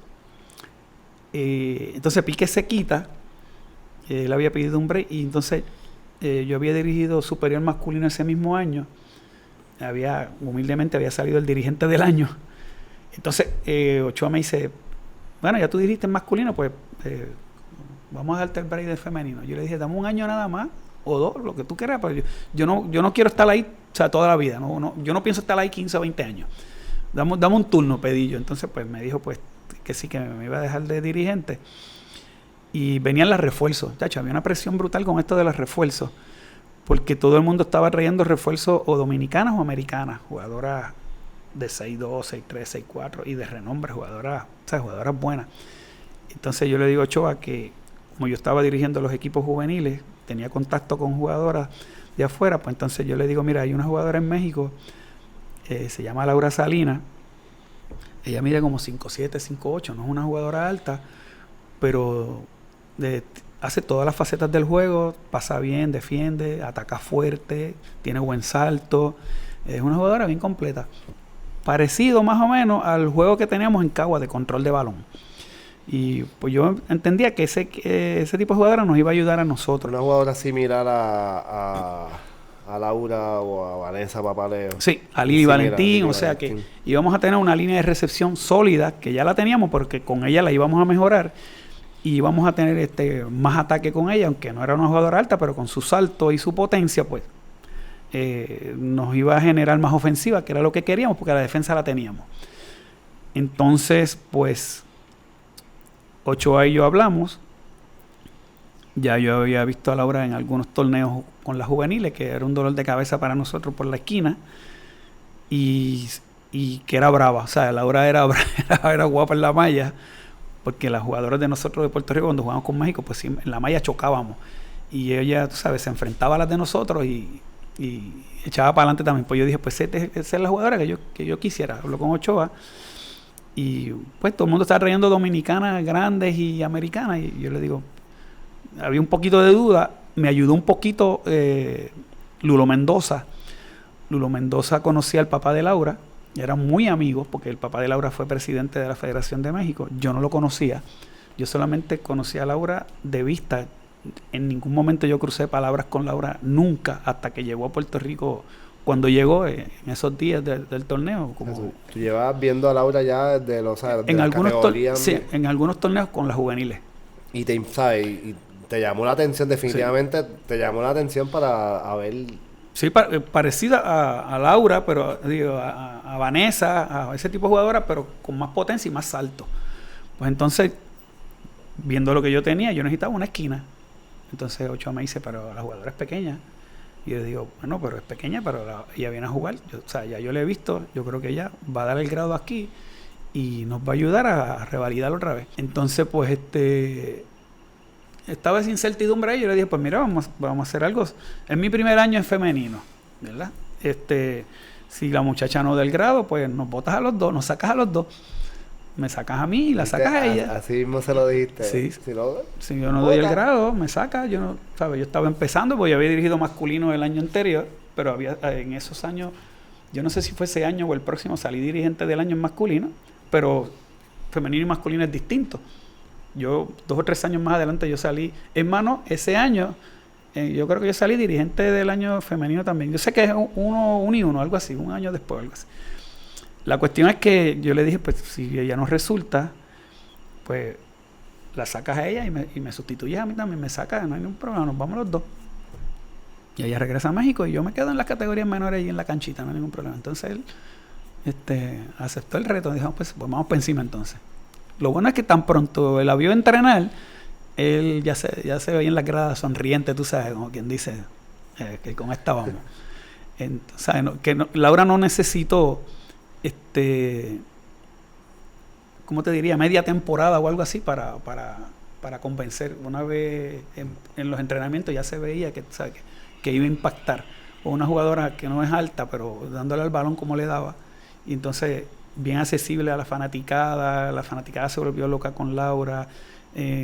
Recuerdo que en las finales Ochoa mandó, en un juego en la Pepín Cestero, mandó a buscar a los papás de Laura, llegaron allí al juego, ¿sabes? Se dio una dinámica, en los juegos había un mariachi siempre trepado en una esquina allí al lado del banco con disfrazado, ¿sabes? Vestido de mariachi, le ponían canciones de México.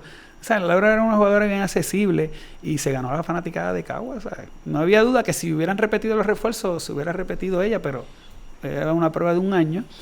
Y hizo los números, llegamos al campeonato, se celebró. Me acuerdo que en esa celebración,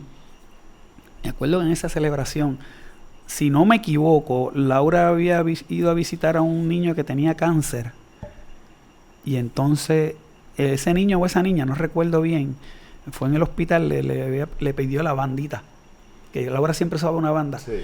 Entonces, en la celebración, esa banda se cayó y alguien la cogió y no aparecía. Hasta que entonces le dijeron, mire, por favor, que esto es para un niño que es paciente de cáncer. Y ella le prometió que cuando ganaran se la iba a ir a llevar a dársela. Y entonces, pues, la persona que la tenía escondida, que se la devolvió. Wow. Se la devolvió. ¿Se acuerda el nombre del fanático? No. Pero es que yo quisiera que tuviera ese día, la cancha estaba explotada. ¿Sabes? Se quedó gente afuera, en Cagua. Se quedó gente afuera. Grillo Avilés era el dirigente de todas, me acuerdo. Se quedó gente afuera. Y entonces la gente moviendo los portones porque querían entrar y todo. Yo pensé que los iban a tumbar como pasó una vez. Y esa cancha hace cerca de 8,000 personas. Y una vez se acaba el juego, pues la gente se tiró a la cancha como locos, imagínate. Es más, te voy a decir más. La colocadora no era Doris Torresola. Doris Torresola fue el otro año con 3 meses de embarazo. En la final fue la que colocó y ganamos en Corozal.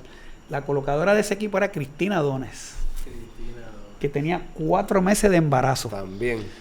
Y recuerdo que es que me acordé ahora, cuando viene el mar de gente para acá, para la cancha, ella empezó a llorar y la tumban, sin querer, tú sabes, la tumban. Y el papá estaba con ella, se llamaba Marcos, bien amigo de nosotros, Marcos.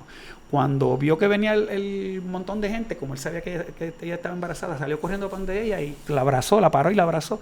Y entonces se explicó también que por favor tuvieran cuidado que Cristina estaba embarazada. O sea, que esa final con Cristina con 4 meses de embarazo la ganamos y era la colocadora. Y ella era opuesto, ella no era colocadora, ella era opuesto. Y acomodó toda la temporada. Toda la temporada y da la mala pata que para la final ya estaba en su 4º mes. Y eso mismo me pasó con Doris Torresola el próximo año. Con 3 meses de embarazo colocó en la final y ganamos también. O sea, que 2 finales corridas con 2 colocadoras embarazadas. O sea, que tenían 7 en la cancha. Sí, teníamos 7 en la cancha, exactamente. Pero son bien experiencias bien buenas porque yo recuerdo que yo siempre decía, ustedes, ¿sabes? Jueguen, pero cuídense, no se tiren, no hagan nada que no deban hacer. Pero en esos momentos ellas no tenían sustitutas como tal, ¿sabes? Y ya cuando se va a jugar por el campeonato ellas no iban a salir porque ellas las dos me dijeron, yo voy a terminar.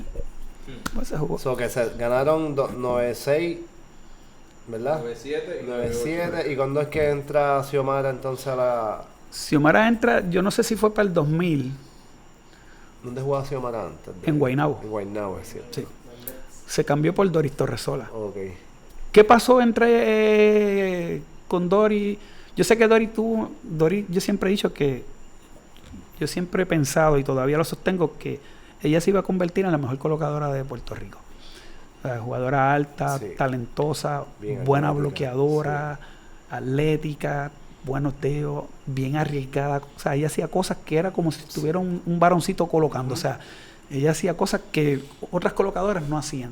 Ya ella colocaba con una mano para ese tiempo que antes eso no se hacía. Ella era bien arriesgada en su juego. Era, sí, ¿sabes? Era espectacular. Y Doris cuando me llega a mí de Borinquen, tenía 12 años y jugaba, yo no sé si era opuesto medio, y yo la hice colocadora. Porque le veía. Entonces, ella duró poco como jugadora porque siempre tuvo muchas situaciones personales. Salió embarazada antes, ¿sabes? Prácticamente, yo no sé si fue saliendo de high school, un sinnúmero de cosas. Y la cuestión es que viene el cambio de Xiomara a Caguas por Doris y Xiomara como que coge un segundo aire. Porque ella misma lo dice, o sea, cuando ella llega a Caguas, llega a una franquicia que ya esos años anteriores se había solidificado. Y entonces, pues, yo me acuerdo que ella, yo creo que ganó 4 sortijas con Caguas, algo así, porque ella siempre se pasaba haciendo así a la fanaticada. 2001, 2002 y 2005. ¿Sí ves? Ahí está Xiomara. Xiomara, sí ves. Entonces, pues, ella cogió vida otra vez, rejuveneció y entonces, de ahí para acá, nosotros llevamos, si no me equivoco, estoy por ahí cerca, de 25 finales. En los últimos 25 o 26 años hemos llegado a finales. Yo creo que en una fue a semifinales y nos dividimos entre 13 campeonatos y 12 subcampeonatos. ¿Quién ganó el 2004? Que eso es lo que estábamos hablando. Ve que tuvieron un tripit y entonces en 2004... Hay 2 tripit, hay 2 tripit y ahora quinto. Pero hay 2 tripit. Pero es lo que, ¿sabes? Antes de estos 5 corridos. Hubieron ese tripit y entonces en 2004 no ganaron, ¿sabes? Que es lo que te digo de que, espérate, ¿sabes? Que fabulosos, están ganando, pero, ¿sabes? Los otros equipos no están haciendo los ajustes, ¿sabes? Los otros equipos no están buscando la manera de... ¿En cuántos juegos ganaron esta final? La última final que... Esta de ahora con Naranjito, en 6. En 6 juegos, o sea que fue una final... Y había que ganar en 6 porque... Si íbamos a 7, a lo mejor Karina no iba a estar. Okay. O sea, porque Karina, yo no sé si sabes que al otro día ya lo hospitalizaron. Sí, lo leí. O sea, Karina tenía una pequeña ruptura de uno de los ligamentos en el tobillo. La estaban inyectando y siguió jugando así. O sea, casi nadie sabía la historia de Karina porque ella no lo estaba diciendo a los cuatro vientos de por qué su nivel había bajado un poquito. No mucho, pero había bajado un poquito. Qué bravo. Y por eso Naranjito la estaba atacando en el servicio todo el tiempo. O sea, tenía problemas con la pierna, tenía un virus. Ella en ese sexto juego, a ella le pusieron suero. Y encima de eso, cuando la hospitalizan, tenía agua en un pulmón. Wow. O sea que ella tenía una situación médica delicada y aún así jugó la final. Y no tenía que hacer, y hizo 20 y pico puntos en el último juego, ¿sabes? Si llega a estar bien, yo creo que hace 30. Ya ella es una veterana ya que, ¿sabe? Que no necesita... Se cuida. Sí, y no necesita probarle a nadie, ¿sabe? Ella no tiene que entrar a la cancha con un tobillo roto, ni con un virus, ni... Y jugando fuera de posición, o sea, porque ella es opuesto, posteándose jugando esquina, o sea, recibiendo. Y el equipo Naranjito tenía un servicio, ¿sabes? Fuerte, y ella se posteaba ahí, o sea que... Pasión. Que yo creo que es bien meritorio lo que hizo Karina. Sí. Fue bien justo lo de que fuera Chara la MVP, porque estuvo defendiendo y recibiendo los ataques de Naranjito, o sea que... Pero realmente lo que Caguas ha hecho en todos estos años, aunque ahora mismito estamos en una pequeña crisis en el programa de las categorías menores porque no tenemos facilidades. O sea, ahora mismo nosotros no tenemos cancha para el programa. Lo que estamos haciendo es que estamos rentando un colegio, pero el piso es de cemento y pues muchas jugadoras de buen rendimiento se nos han movido a otros clubes y eso pues a mí particularmente me preocupa. Yo he lanzado la voz para adelante, pero no he visto un movimiento o una contestación a mi reclamo de que estamos en una crisis que va a pasar con nosotros dentro de 10 años, no ahora, porque ahora mismo tenemos un grupito que todavía aguanta y otras que ya están jugando junior superior, que demostraron que van a jugar superior cuando se gradúen próximamente, pero dentro de 10 años, no dentro de 3 o 4, dentro de 10 años, yo no sé si todavía esté vivo yo, pero por lo menos ver que el programa siga cuando no tenemos facilidades para que las criollitas practiquen. Esos son programas de largo plazo, o sea que los resultados se ven, como tú dices, de aquí a 7, 8 o 10 años. Y cada año que pasa, sin entrenar jugadora, es exponencial el tiempo entonces que se va a alargar ese proceso. Pero ¿qué pasa? Que esa es la Roger Mendoza la que está al lado. Sí.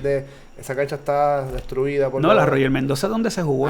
Se remodeló, se le puso aire, se le añadieron butacas, se le puso una superficie sport court de esta, ¿sabes? De una sola cancha. Ahí era que estaban las criollitas. Teníamos 3 canchas. Fue la otra entonces, la otra se le fue la sola Besares se le fue casi la mitad del techo. Se inundó abajo porque tú sabes que la cancha queda como un sótano. Todo eso ahí parecía una piscina. Se destruyó, entonces pues se arregló la otra para jugar superior ahí. Pero entonces nosotros estábamos ahí, sin decirnos nada, nosotros nos movimos a un colegio que estamos pagando una mensualidad, pero se nos hace muy difícil porque aunque hay niñas que pagan completo, hay otras que no pagan, que el municipio las manda como si fueran becadas, y otras que pagan la mitad, otras que pagan solamente $10, el seguro, cosas así. Y las facilidades, ¿sabes? No es lo mismo, no tienen las mismas facilidades. Entonces, nosotros en la Royal nosotros teníamos hasta un cuarto de pesa. Nosotros teníamos un cuarto de pesa donde ahí las nenas terminaban de entrenar y las que eran elite pasaban a entrenar pesa. Eso ya no lo tenemos. O sea, yo estoy esperando una respuesta del municipio a ver con la inquietud que yo tengo de que no es el año que viene, estoy hablando dentro de 10 años más o menos. Exacto. Si nosotros dejamos un vacío de varios años ahora, lo vamos a sentir dentro de 10 años, que no se había dado. Porque nosotros, si no estamos en finales, estamos en semifinales, o sea, si no ganamos, asustamos.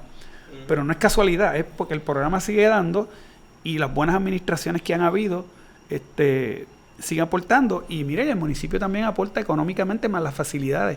Mi preocupación ahora mismo en todos estos 25 de años que hemos estado en finales es qué va a pasar con el programa de categorías menores ahora que no tenemos facilidades, porque no tenemos. O sea, nosotros no tenemos cancha.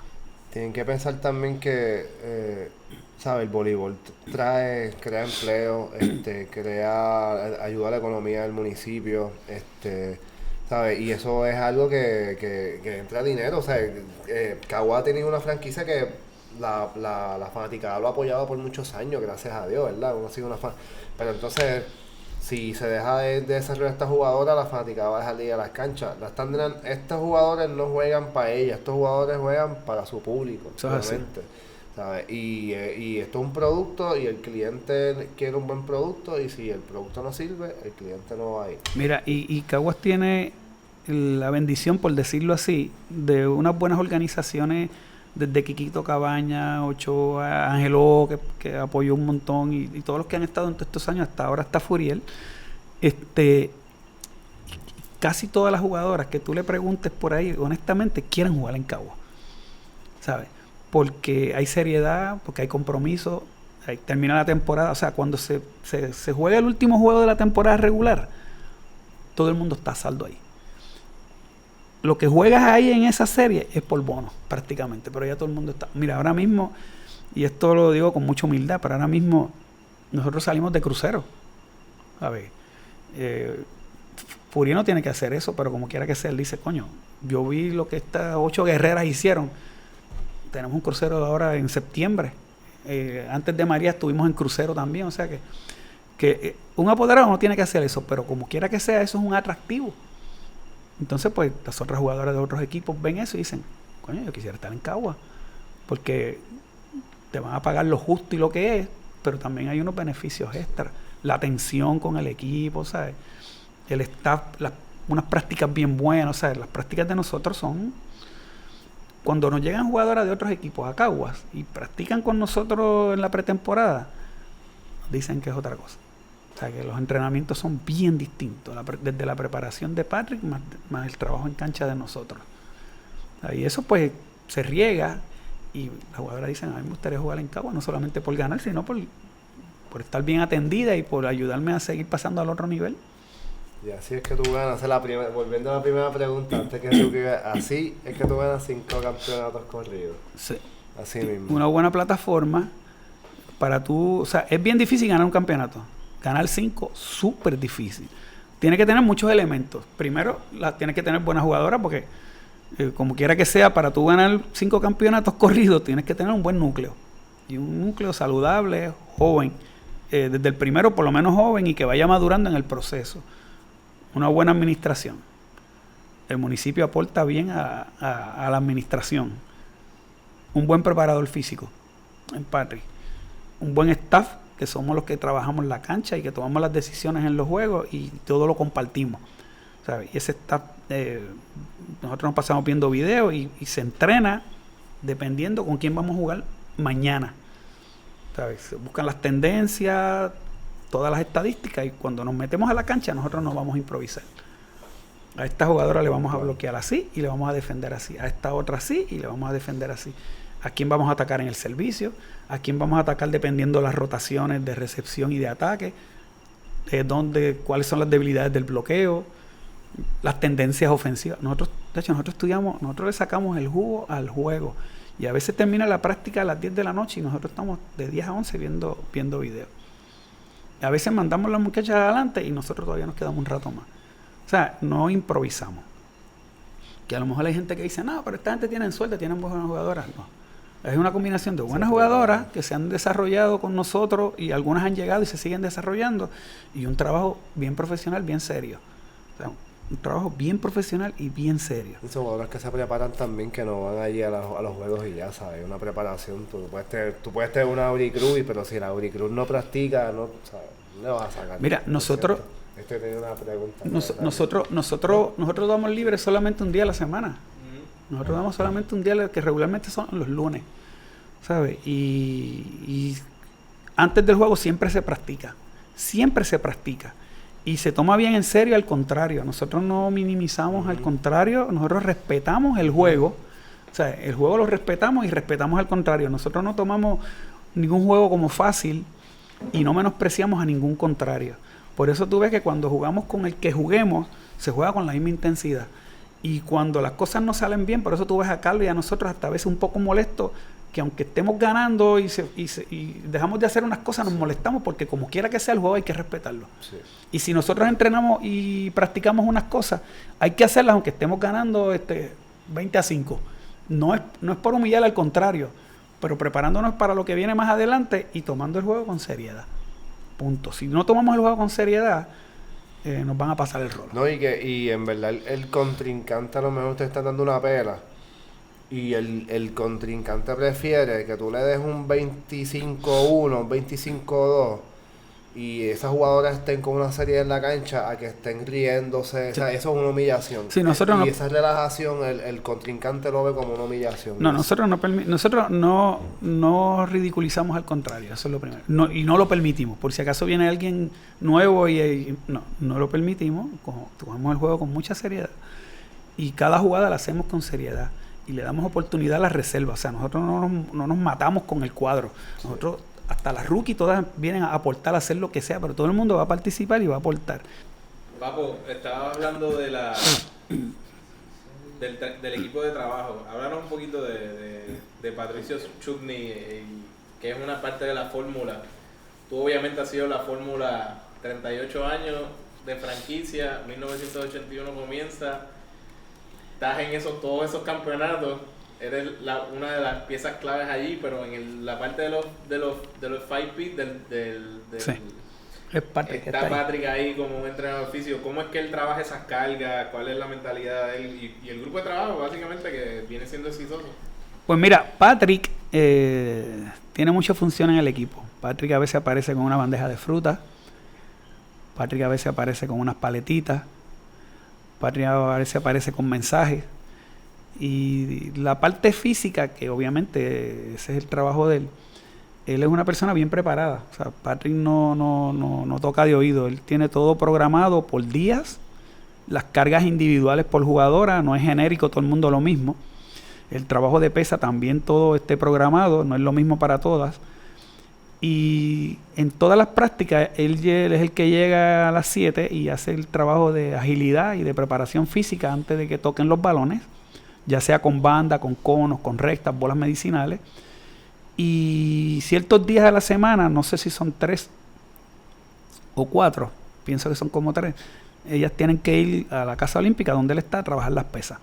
O sea que el equipo trabaja en la preparación física bien organizadamente, como se trabaja la cancha también. No es solamente ir a la cancha y vamos a hacer drills y vamos a darle a la bola y nos vamos, no.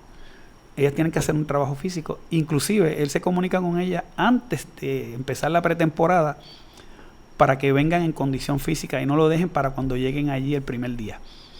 O sea que la preparación física fue primordial. Nosotros jugamos con 8 jugadoras. Nosotros jugamos con Karina fuera de posición. Nosotros jugamos con Carla con 34 años, bajita, colocando. Nosotros jugamos con Pamela, libero por la 4. O sea, nosotros jugamos con Yesabel con 3 operaciones de rodilla, 38 años, lastimada hasta de un hombro inclusive. Wow. Que cuando se pide en el pote, lo que queríamos era que se retirara en Cagua y que hiciera algunas rotaciones de bloqueo, algunas cositas, pero no se pensaba que iba a estar ahí todo el tiempo jugando. O sea, ¿cómo esas 8 jugadoras aguantan este tren?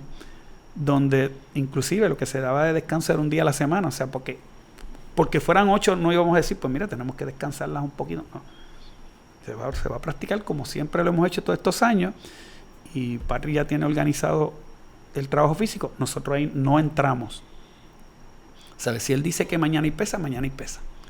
Si él dice que se va a trabajar esto, o sea, la cuestión física lo trabaja él y nosotros no cuestionamos para nada. Para nada. Al contrario, cuando nos reunimos en el camerino, Patrick, ¿qué hay? Entonces él viene y dice, pues mañana pesa por la mañana o lo que sea. Y además de ese trabajo físico, que bueno, él estudió eso, es una persona preparada, no está tocando de oído, no está inventando, pues la jugadora le tiene mucha disciplina porque él lo hace con mucho carácter, ¿sabes? Él no, ese momento ahí no hay broma. Ahí es trabajar con mucha seriedad y tienes que hacer las cosas bien, porque él está bien pendiente a que el cono, en este cono se toca con el pie derecho, como si fueras a bompear la bola en la 1. Y este otro lo vamos a tocar con el pie izquierdo como si estuvieras defendiendo en la 5.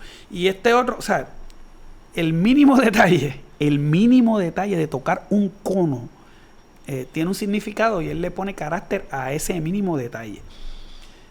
O sea que el trabajo físico espectacular de Patrick. Y en el camerino él siempre tiene algo que añadir, ya sea psicológico, para dar ánimo. para levantar las expectativas. O sea, que él siempre es una persona bien psicológica, trabaja bien la parte física y le pone el toquecito, perdón, el toquecito psicológico se lo pone también. Y tiene que ver mucho, él tiene mucho que ver en estos 5 campeonatos. Cuando Carlos llega, que yo recomendé a Carlos desde hacía como 5 temporadas para atrás, 5 o 6 temporadas para atrás. Antes de Cardona, yo había recomendado a Carlos Núñez porque cuando Furiel coge el equipo, Furiel estudió conmigo. Él es un año mayor que yo, pero estudió conmigo en la Barriada Morales. O sea, él viene de bien abajo también. Y entonces, lo único que él es rico y yo no.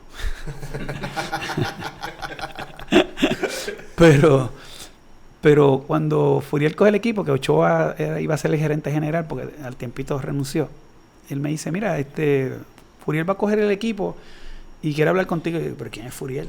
Pues Furiel, él dice que te conoce. Y yo, pero es que yo no conozco a nadie de Furiel. Y pues que pases por el dealer tal día. Y yo paso por el dealer y lo veo al cruzar. Gordito, bajito. Y yo digo, adiós Furiel, Francisco, porque yo no sabía que se llamaba Furiel. Yo lo conozco por Francisco. Digo, Francisco, ¿qué tú haces aquí? ¿Tú trabajas aquí? Le digo yo, ¿tú trabajas aquí? Y él me dice, mira loco, yo soy Furiel. ¿Qué? ¿Tú eres Furiel? Sí, yo soy el del equipo y te mandé a buscar porque quiero hablar contigo para las categorías menores y que en superior pues a ver si estás con nosotros. Y empezamos a hablar ahí. Y en esos años tú sabes que ha habido entradas y salidas de dirigentes. Termino yo como quiera dirigiendo. Porque yo siempre he dicho que yo he ganado 13 campeonatos. Porque en uno he estado de coach, en otro de asistente, y en otros, aunque no he estado en el staff, son con las jugadoras que pasaron por mis manos de las categorías menores. Humildemente, yo fui el que dejé el brazo con ellas ahí. Así que yo tengo 13 campeonatos con las criollas, realmente, directa o indirectamente. Pues entonces él sabía todo eso y me dice, pues yo quiero que tú estés porque ya me hablaron de ti. Yo había estado alejado del deporte, pero Ochoa me habló de ti, yo quiero que estés. Y ahí entonces pues se empieza, yo le había recomendado como en el segundo año a Carlos Núñez, pero él estaba entre Toa Baja, él estaba en otros equipos. Carolina Toa Baja, exacto. Entonces pues no pudo ser. Ahí entra Cardona, Xiomara estuvo un tiempo, Rubén, que yo le había recomendado de Calle, estuvo un tiempo. Pero él siempre me decía, pueden pasar muchos dirigentes, pero tú no te vas de ahí. Y yo, bueno, el equipo es tuyo, tú sabes. Yo tampoco me quiero ir porque yo siento por esto. Yo he tenido otros ofrecimientos y he dicho que no. Entonces, cuando por fin trae a Carlos, entonces él le pregunta a Carlos que sí, no hay problema que yo me quede. Y Carlos me dice, ¿cómo no va a haber problema si él me llevó a los equipos nacionales? A Carlos lo llevé yo a los equipos nacionales. Así que empezamos este trabajo de estos 5 años y en las prácticas pues hacíamos lo mismo que hacíamos en el equipo nacional. Nos miramos, vamos a hacer tal dritar, trepamos en los cajones, ya sabíamos, de mirarnos ya sabíamos lo que íbamos a hacer. O sea que hubo una química entre Yello, Carlos, yo, Patrick, Jun, que es el trainer, más 2 personas que nos ayudan en el movimiento de los balones, Boleito y Diepa. Y entonces pues hemos conformado un grupo exitoso de que cuando dan las 7 que empieza Patrick, hasta las 10:30 o hasta las 11 de la noche, el trabajo es en serio. Una que otra bromita, pero el trabajo es en serio, o sea, bien profesional. Y ese ha sido realmente entre lo que ha subido de las categorías menores, más un trabajo bien serio en los entrenamientos, ese ha sido el éxito de la consistencia. En Arroyo Habichuela, ¿qué tú piensas que se puede mejorar en la liga ahora mismo que no se está haciendo y se hacía antes? O maybe que está funcionando que se hacía antes y no funcionaba o no se hacía antes, ¿sabes? ¿Cómo tú ves la liga ahora mismo? ¿Verdad? Vamos a comparar porque es que hay que comparar, ¿sabes? Vamos a comparar la liga con hace 20 años atrás que la liga estaba en un buen estado. O sea, ¿cómo la ves ahora? ¿Qué se puede mejorar entre los equipos, la franquicia, la fanaticada? Yo siempre comparo. Yo estuve con Lulo Mendoza, que fue el que me introdujo a toda esta cuestión de los equipos nacionales y prácticamente me dio el empujón para superior. Yo entiendo que la mejor directiva de la federación que ha habido ha sido la de Carlos Beltrán. Carlos Beltrán entra y el mercadeo fue espectacular. O sea, yo creo que nadie ha movido comercialmente más la liga que Carlos Beltrán. traía los contactos desde el baloncesto, cuando él estuvo en la liga puertorriqueña, se los trajo para acá. Y es una persona que tiene tantos contactos y es tan organizado y tiene tanto éxito que yo pienso que esto que voy a decir a lo mejor me puede traer problemas, pero yo pienso que él debe volver a la federación en algún momento. Debe ser el presidente otra vez. Todo fluía, había una ebullición, yo me acuerdo de aquellos juegos de estrellas. Este año no se hizo juegos de estrellas. Los juegos de estrellas que él tiraba chavo en el piso y una o dos jugadoras recoger dinero, lo de alar la soga, la competencia de voleo, la competencia del salto, la competencia de remate. Él, ¿sabe? Él hacía la fanaticada. Él hacía muchas cosas, se daban muchas cosas en los juegos, ¿sabes? Yo entiendo que una persona así como Carlos es el que hace falta para que esto coja como más ebullición. El trabajo de Carlos en los equipos nacionales, ¿sabes? Carlos, como te dije, por primera vez yo gané algo de dinero, que eran unas dietitas, pero razonablemente bien, porque realmente Radian, el colegio donde yo voy por las tardes, 2 días a la semana, me pagaba más como quiera, pero como quiera Carlos vino y nos estaba pagando a los entrenadores, que eso ayuda y es bueno. Le dio respeto a los entrenadores económicamente, una ayuda que era buena. Y la organización, los equipos siempre tenían, tanto el staff como los equipos, uniformes, camisetas de práctica. Nosotros fuimos a foguear 2 veces a Brasil con los equipos juveniles. Fuimos a foguear a Cuba, no sé, como 5 o 6 veces con los equipos juveniles. Estados Unidos fuimos a varios torneos a foguear. No estoy hablando de torneos oficiales, fogueos.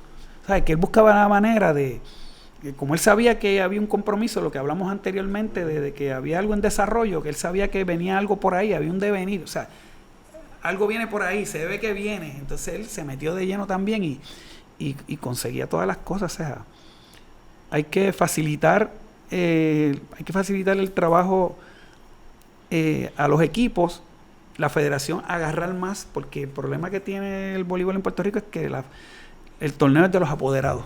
Obviamente ellos son los que aportan económicamente. Eso, sí.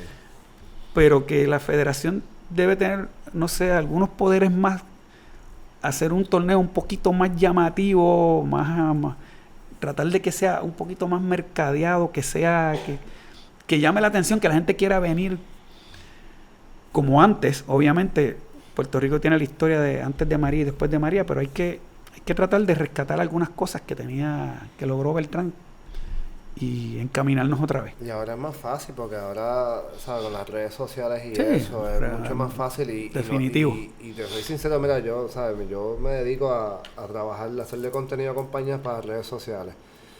Y, ¿sabes? Es increíble cómo, en verdad, las redes sociales de la Federación de Superior, pues cada equipo pues mantiene sus redes sociales, ¿sabes? Pero hay tanto contenido, hay tanta cosa que se puede hacer con estas jugadoras pueden entrar a trabajos comunitarios, que vayan a las escuelas para que los jugadores también, pues Superior pues de masculino está también en crisis, pero anyway, ¿sabes? Que el fanático conozca al jugador, ¿sabes? Que involucrar al jugador con el fanático, que haya esa relación, y ahí es que tú vas a meter gente en la cancha, ¿sabes? Ahí es que en verdad la gente, porque la gente quiere identificarse, la gente quiere tener un ídolo, ¿sabes? La gente quiere tener un role model, y eso es algo que yo pienso que ahora los jugadores no tienen un role model como antes. Yo quiero jugar como Ozzy, yo quiero jugar como Vitito, ¿verdad? Para mis tiempos. Yo quiero jugar como Escobar, como fulano, como Héctor Eddy. Ya no hay eso. Tú le preguntas, tú vas por un torneo y le preguntas a un muchacho, mira, ¿cuál es tu jugador favorito? Sí, yo entiendo que sí, que eso también eso hay que rescatarlo. Hay que buscar la manera de que las jugadoras estén más accesibles después de los juegos, para que se retraten con las niñas, hacer algún tipo de actividad, no sé si recreacional, o inventarse algunas cosas donde las jugadoras lleguen y la fanaticada o sea, los padres con las niñas y los niños lleguen y se tomen fotos y no sé si hacer algún tipo de conferencia. Hay que hacer algunas cosas donde la fanaticada y principalmente los niños tengan acceso a estos jugadores y estas jugadoras, donde ellas se puedan identificar con ellos. Yo quiero ser como ella, yo quiero ser como él, o sea, y a veces esas cosas no se dan, pero hay que tratar de retomarlas. Buscar héroes, tenemos que buscar héroes. Sí. No, básicamente, Papo García ha sido inspirador de muchos jugadores a través de todos los años. ¿Cuál ha sido tu mayor reto en todos estos años de selecciones y clubes y que todos los lugares que has participado? Pues mira, mi mayor reto lo tuve con el grupo que hemos estado hablando prácticamente en casi toda la entrevista. Cuando yo tengo el contacto de salir y representar a Puerto Rico y ver que el voleibol es otro fuera de Puerto Rico el que se juega aquí. O sea, es otro voleibol. Tiene otras características y tiene otras exigencias. Cuando yo empiezo a visualizar y entender eso, mi mayor reto no era que si ganar con las criollas, mi mayor reto era cualificar a unas olimpiadas. O sea, yo tengo, humildemente hablando, ¿verdad? Porque yo no soy una persona pedante, pero yo tenía ya varios norsecas, centroamericanos, panamericanos, mundiales, premundiales, cualificatorios, repechaje. Bueno, repechaje, antes no había repechaje. La cuestión era que yo quería retirarme con unas olimpiadas. O sea, yo decía, yo voy a trabajar. Por eso fue que identifiqué este grupo, lo fui levantando, con miras de que yo pudiera llegar a unas olimpiadas con ese grupo. No se me dio porque, bueno, las etapas de tu vida van teniendo otras prioridades. En casa había una niña de 5 años también. Yo quería darle tiempo a esa niña, entonces quería hacer otras cosas. Yo también toco guitarra y hago otras cositas en la música. Y entonces, pues, decidí pasar el batón a Núñez en aquel momento. Pero mi reto principal fue ese, que cualificáramos a unas olimpiadas. Originalmente la idea era que fuera yo el coach, o sea, llegar a esas olimpiadas donde fuera, pero que fuera yo. No se pudo, pero el equipo llegó con lo que yo pensé en aquel momento. O sea, el tiempo me dio la razón de que en aquellos años 2000, bajito, pues lo que yo pensé y lo que organicé y lo que estructuré junto con Carlos Beltrán, se dieron unos años después. Yo no pude asistir, pero entiendo que tuve que ver con eso. Y ese fue mi mayor reto. Fue lo más que me disfruté cuando ellas ganaron aquí ese clasificatorio y estuvieron en las Olimpiadas. No se trajo medalla, pero estábamos entre los mejores del mundo y la bandera de Puerto Rico estaba ahí puesta, que era lo que yo hubiera querido verlo en persona. No lo vi en persona, pero lo vi por televisión y me sentía como si estuviera allí porque las muchachas mandaban videos y yo pues sabía lo que estaba pasando. Así que ese fue mi mayor reto y entiendo que lo cumplí. O sea, lo que pensé en aquellos años y estructuré en aquellos años se logró. No estuve presente físicamente, pero se logró. Ese fue mi mayor reto. Oye, y como esto se está editando, tengo otra anécdota de Laura, pues ya que tú eres familia de Laura. Sí, vale. Tengo otra anécdota. Tengo dos anécdotas, dos cosas que pasaron con Laura. Es que Laura y yo nos hicimos bien amigos y los papás, tú sabes, yo veía a Laura como si fuera mi sobrina. O sea, yo soy mayor que Laura, yo la veía como si fuera, todavía la veo como si fuera mi sobrina. Y recuerdo que en un juego en San Juan, Evelyn Carrera jugaba de San Juan, era libero de San Juan, me acuerdo de eso. Entonces, en ese juego, nosotros esa temporada con Laura, yo creo que nosotros jugamos para 23-1. Algo así, si no me equivoco, para 23-1. O sea, perdimos un solo juego. Y en ese juego, Cristina no estaba bien o no se sentía bien. Algo pasaba con Cristina ¿y quién terminó colocando? La de la bandita blanca. La de la bandita blanca que tuvo que colocar. O sea, wow. Y en otro juego en Cagua, pero ese lo ganamos. Pero no fue algo que pasó que yo no había visto. Y ahora se ve bastante. Laura remata, le bloquean la bola pasa por detrás, levanta la mano así por detrás y levantó la bola. Y la levantó porque... O sea, a la gente se paró a aplaudir porque eso, o sea, esas cosas no se veían.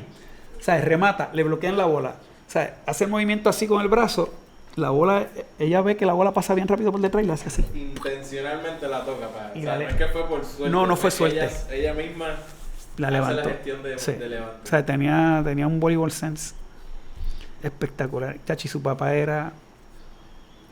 esos años, Renato era mi asistente. Renato y yo pasábamos horas en la casa. Él toma mucho café y yo chocolate y nos sentábamos a hablar del equipo y a hacer cuadros, a hablar de juego.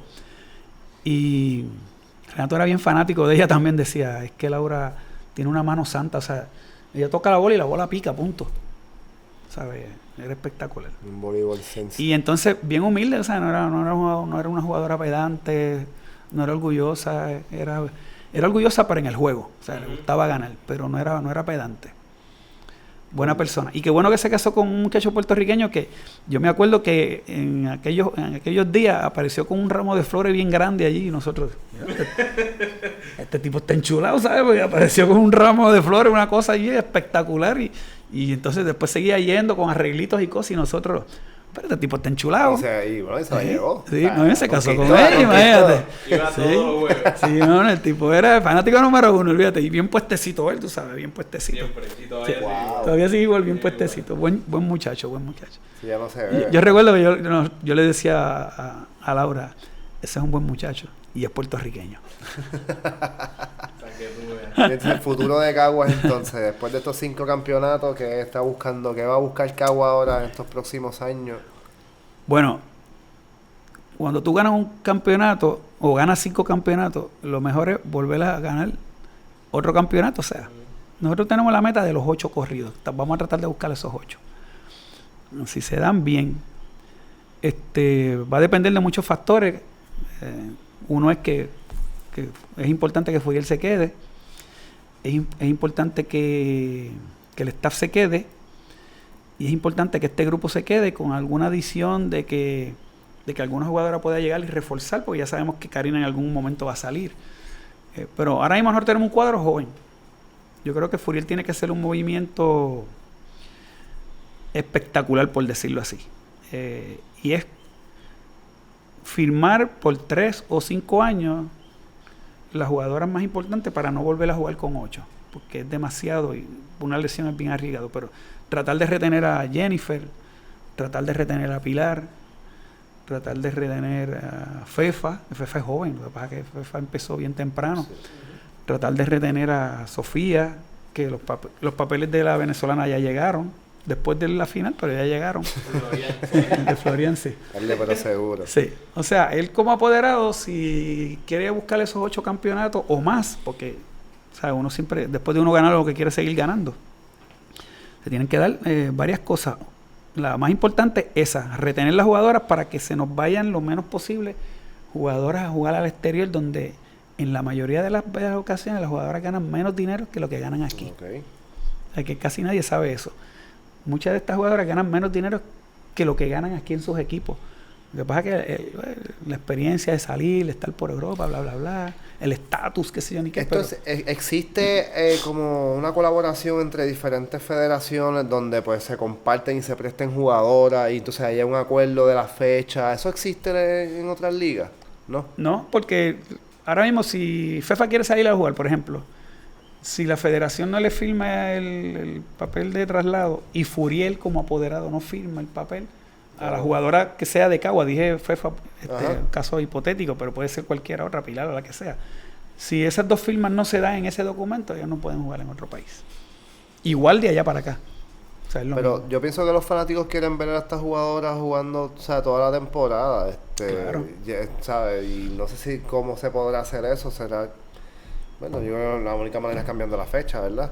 Pero yo no sé, ¿sabes? No sé si eso le convenga a alguna franquicia, ¿verdad? Pero yo pienso que los fanáticos quieren ver a estas jugadoras jugando toda la temporada y yo pienso que va a ser también la cuestión de la fecha es bien difícil, pero pues en otros países están puestas las fechas para que también los equipos nacionales de sus países puedan practicar. Okay. Yo te había comentado ahorita que una de las veces que fuimos a Venezuela, cuando yo era coach del equipo mayor, que estaba Ilén, Mónica, ese grupo, ellos jugaban el femenino y el masculino en la misma fecha y a primera hora jugaba el equipo femenino tal, y a segunda hora, o sea, buscaban unas canchas específicas, y jugaba primero el femenino y después el masculino, o sea, 2-1. Y la cancha, yo fui a 2 juegos, así.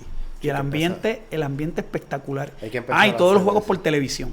Hay que empezar a hacer eso aquí porque los juegos de los hombres no se están llenando y los de las mujeres se llenan más. Eso es una buena idea. Yo no sé cómo lo hacían, pero yo fui a 2 partidos y me dijeron que todos eran así. A primera hora el femenino, a segunda hora el masculino, aunque no fueran del mismo pueblo. Eso es una buena idea. Como tú mencionaste, papo, antes cuando estaba Carlos Beltrán había algo más que juego de voleibol. Sí. Era un espectáculo lo que se daba. Sí. Y después ahí estaba incluido lo del voleibol. O sea, sí. Son cosas que tú atraes a ese público, a esa fanaticada, sí. Que no solamente van a querer voleibol, personalizan un poquito más esa experiencia en la cancha. Es un producto, yo lo veo de esa manera, es un producto que hay que venderlo bien y hay que darle un buen servicio al cliente, ¿sabes? Todo, el cliente quiere ver voleibol. Y bueno, vamos a darle un poquito más de voleibol por lo que es por la taquilla y por tu apoyo y por estar aquí, por consumirme en la barra, sí. Y por apoyar el equipo por toda la temporada. Mira, te estamos dando esto, te estamos dando un juego de estrellas, te estamos dando un greet and meet con los jugadores, ¿sabes? Hay que hacer eso. Beltrán hacía en los juegos de estrellas mesa para firmar autógrafos, tenían que pasar la conferencia de prensa. Conferencia de prensa las hacía. Final. Hacía lo de los juegos en el prejuego. La propaganda era todo el tiempo en la televisión, o sea. Y tienes que hacerlo, el jugador tiene que hacer, no la mala crianza de que, ay, me voy, estoy cansado, no, o sea, después del juego tus responsabilidades, tienes firmar autógrafos, después tienes conferencia de prensa, van a estar los reporteros ahí, darle una entrevista pequeña, ¿sabes? Porque tienen que también promocionar el equipo y la liga. No, y eso crea fanáticos en los niños, va creando fanáticos. O sea, se tienen que dar muchas otras cosas que vamos a esperar a ver en los próximos años, ahora después que pasó el huracán, a ver si se va retomando algunas cosas, pero hace falta que hayan algunos cambios. Y esto hay que mercadearlo, tiene que ser un espectáculo. Va a mejorar. Tiene que haber otras cosas en los juegos. Mira, en Cagua una vez, Vicente Guzmán, que fue el apoderado del masculino, un año que yo dirigí masculino, Vicentito era el apoderado, Vicente Guzmán. Él es propietario de equipo médico. Entonces, él antes de los juegos, cuando el juego era viernes o sábado, él llevaba una bandita de rock. Antes de los juegos, una bandita de rock.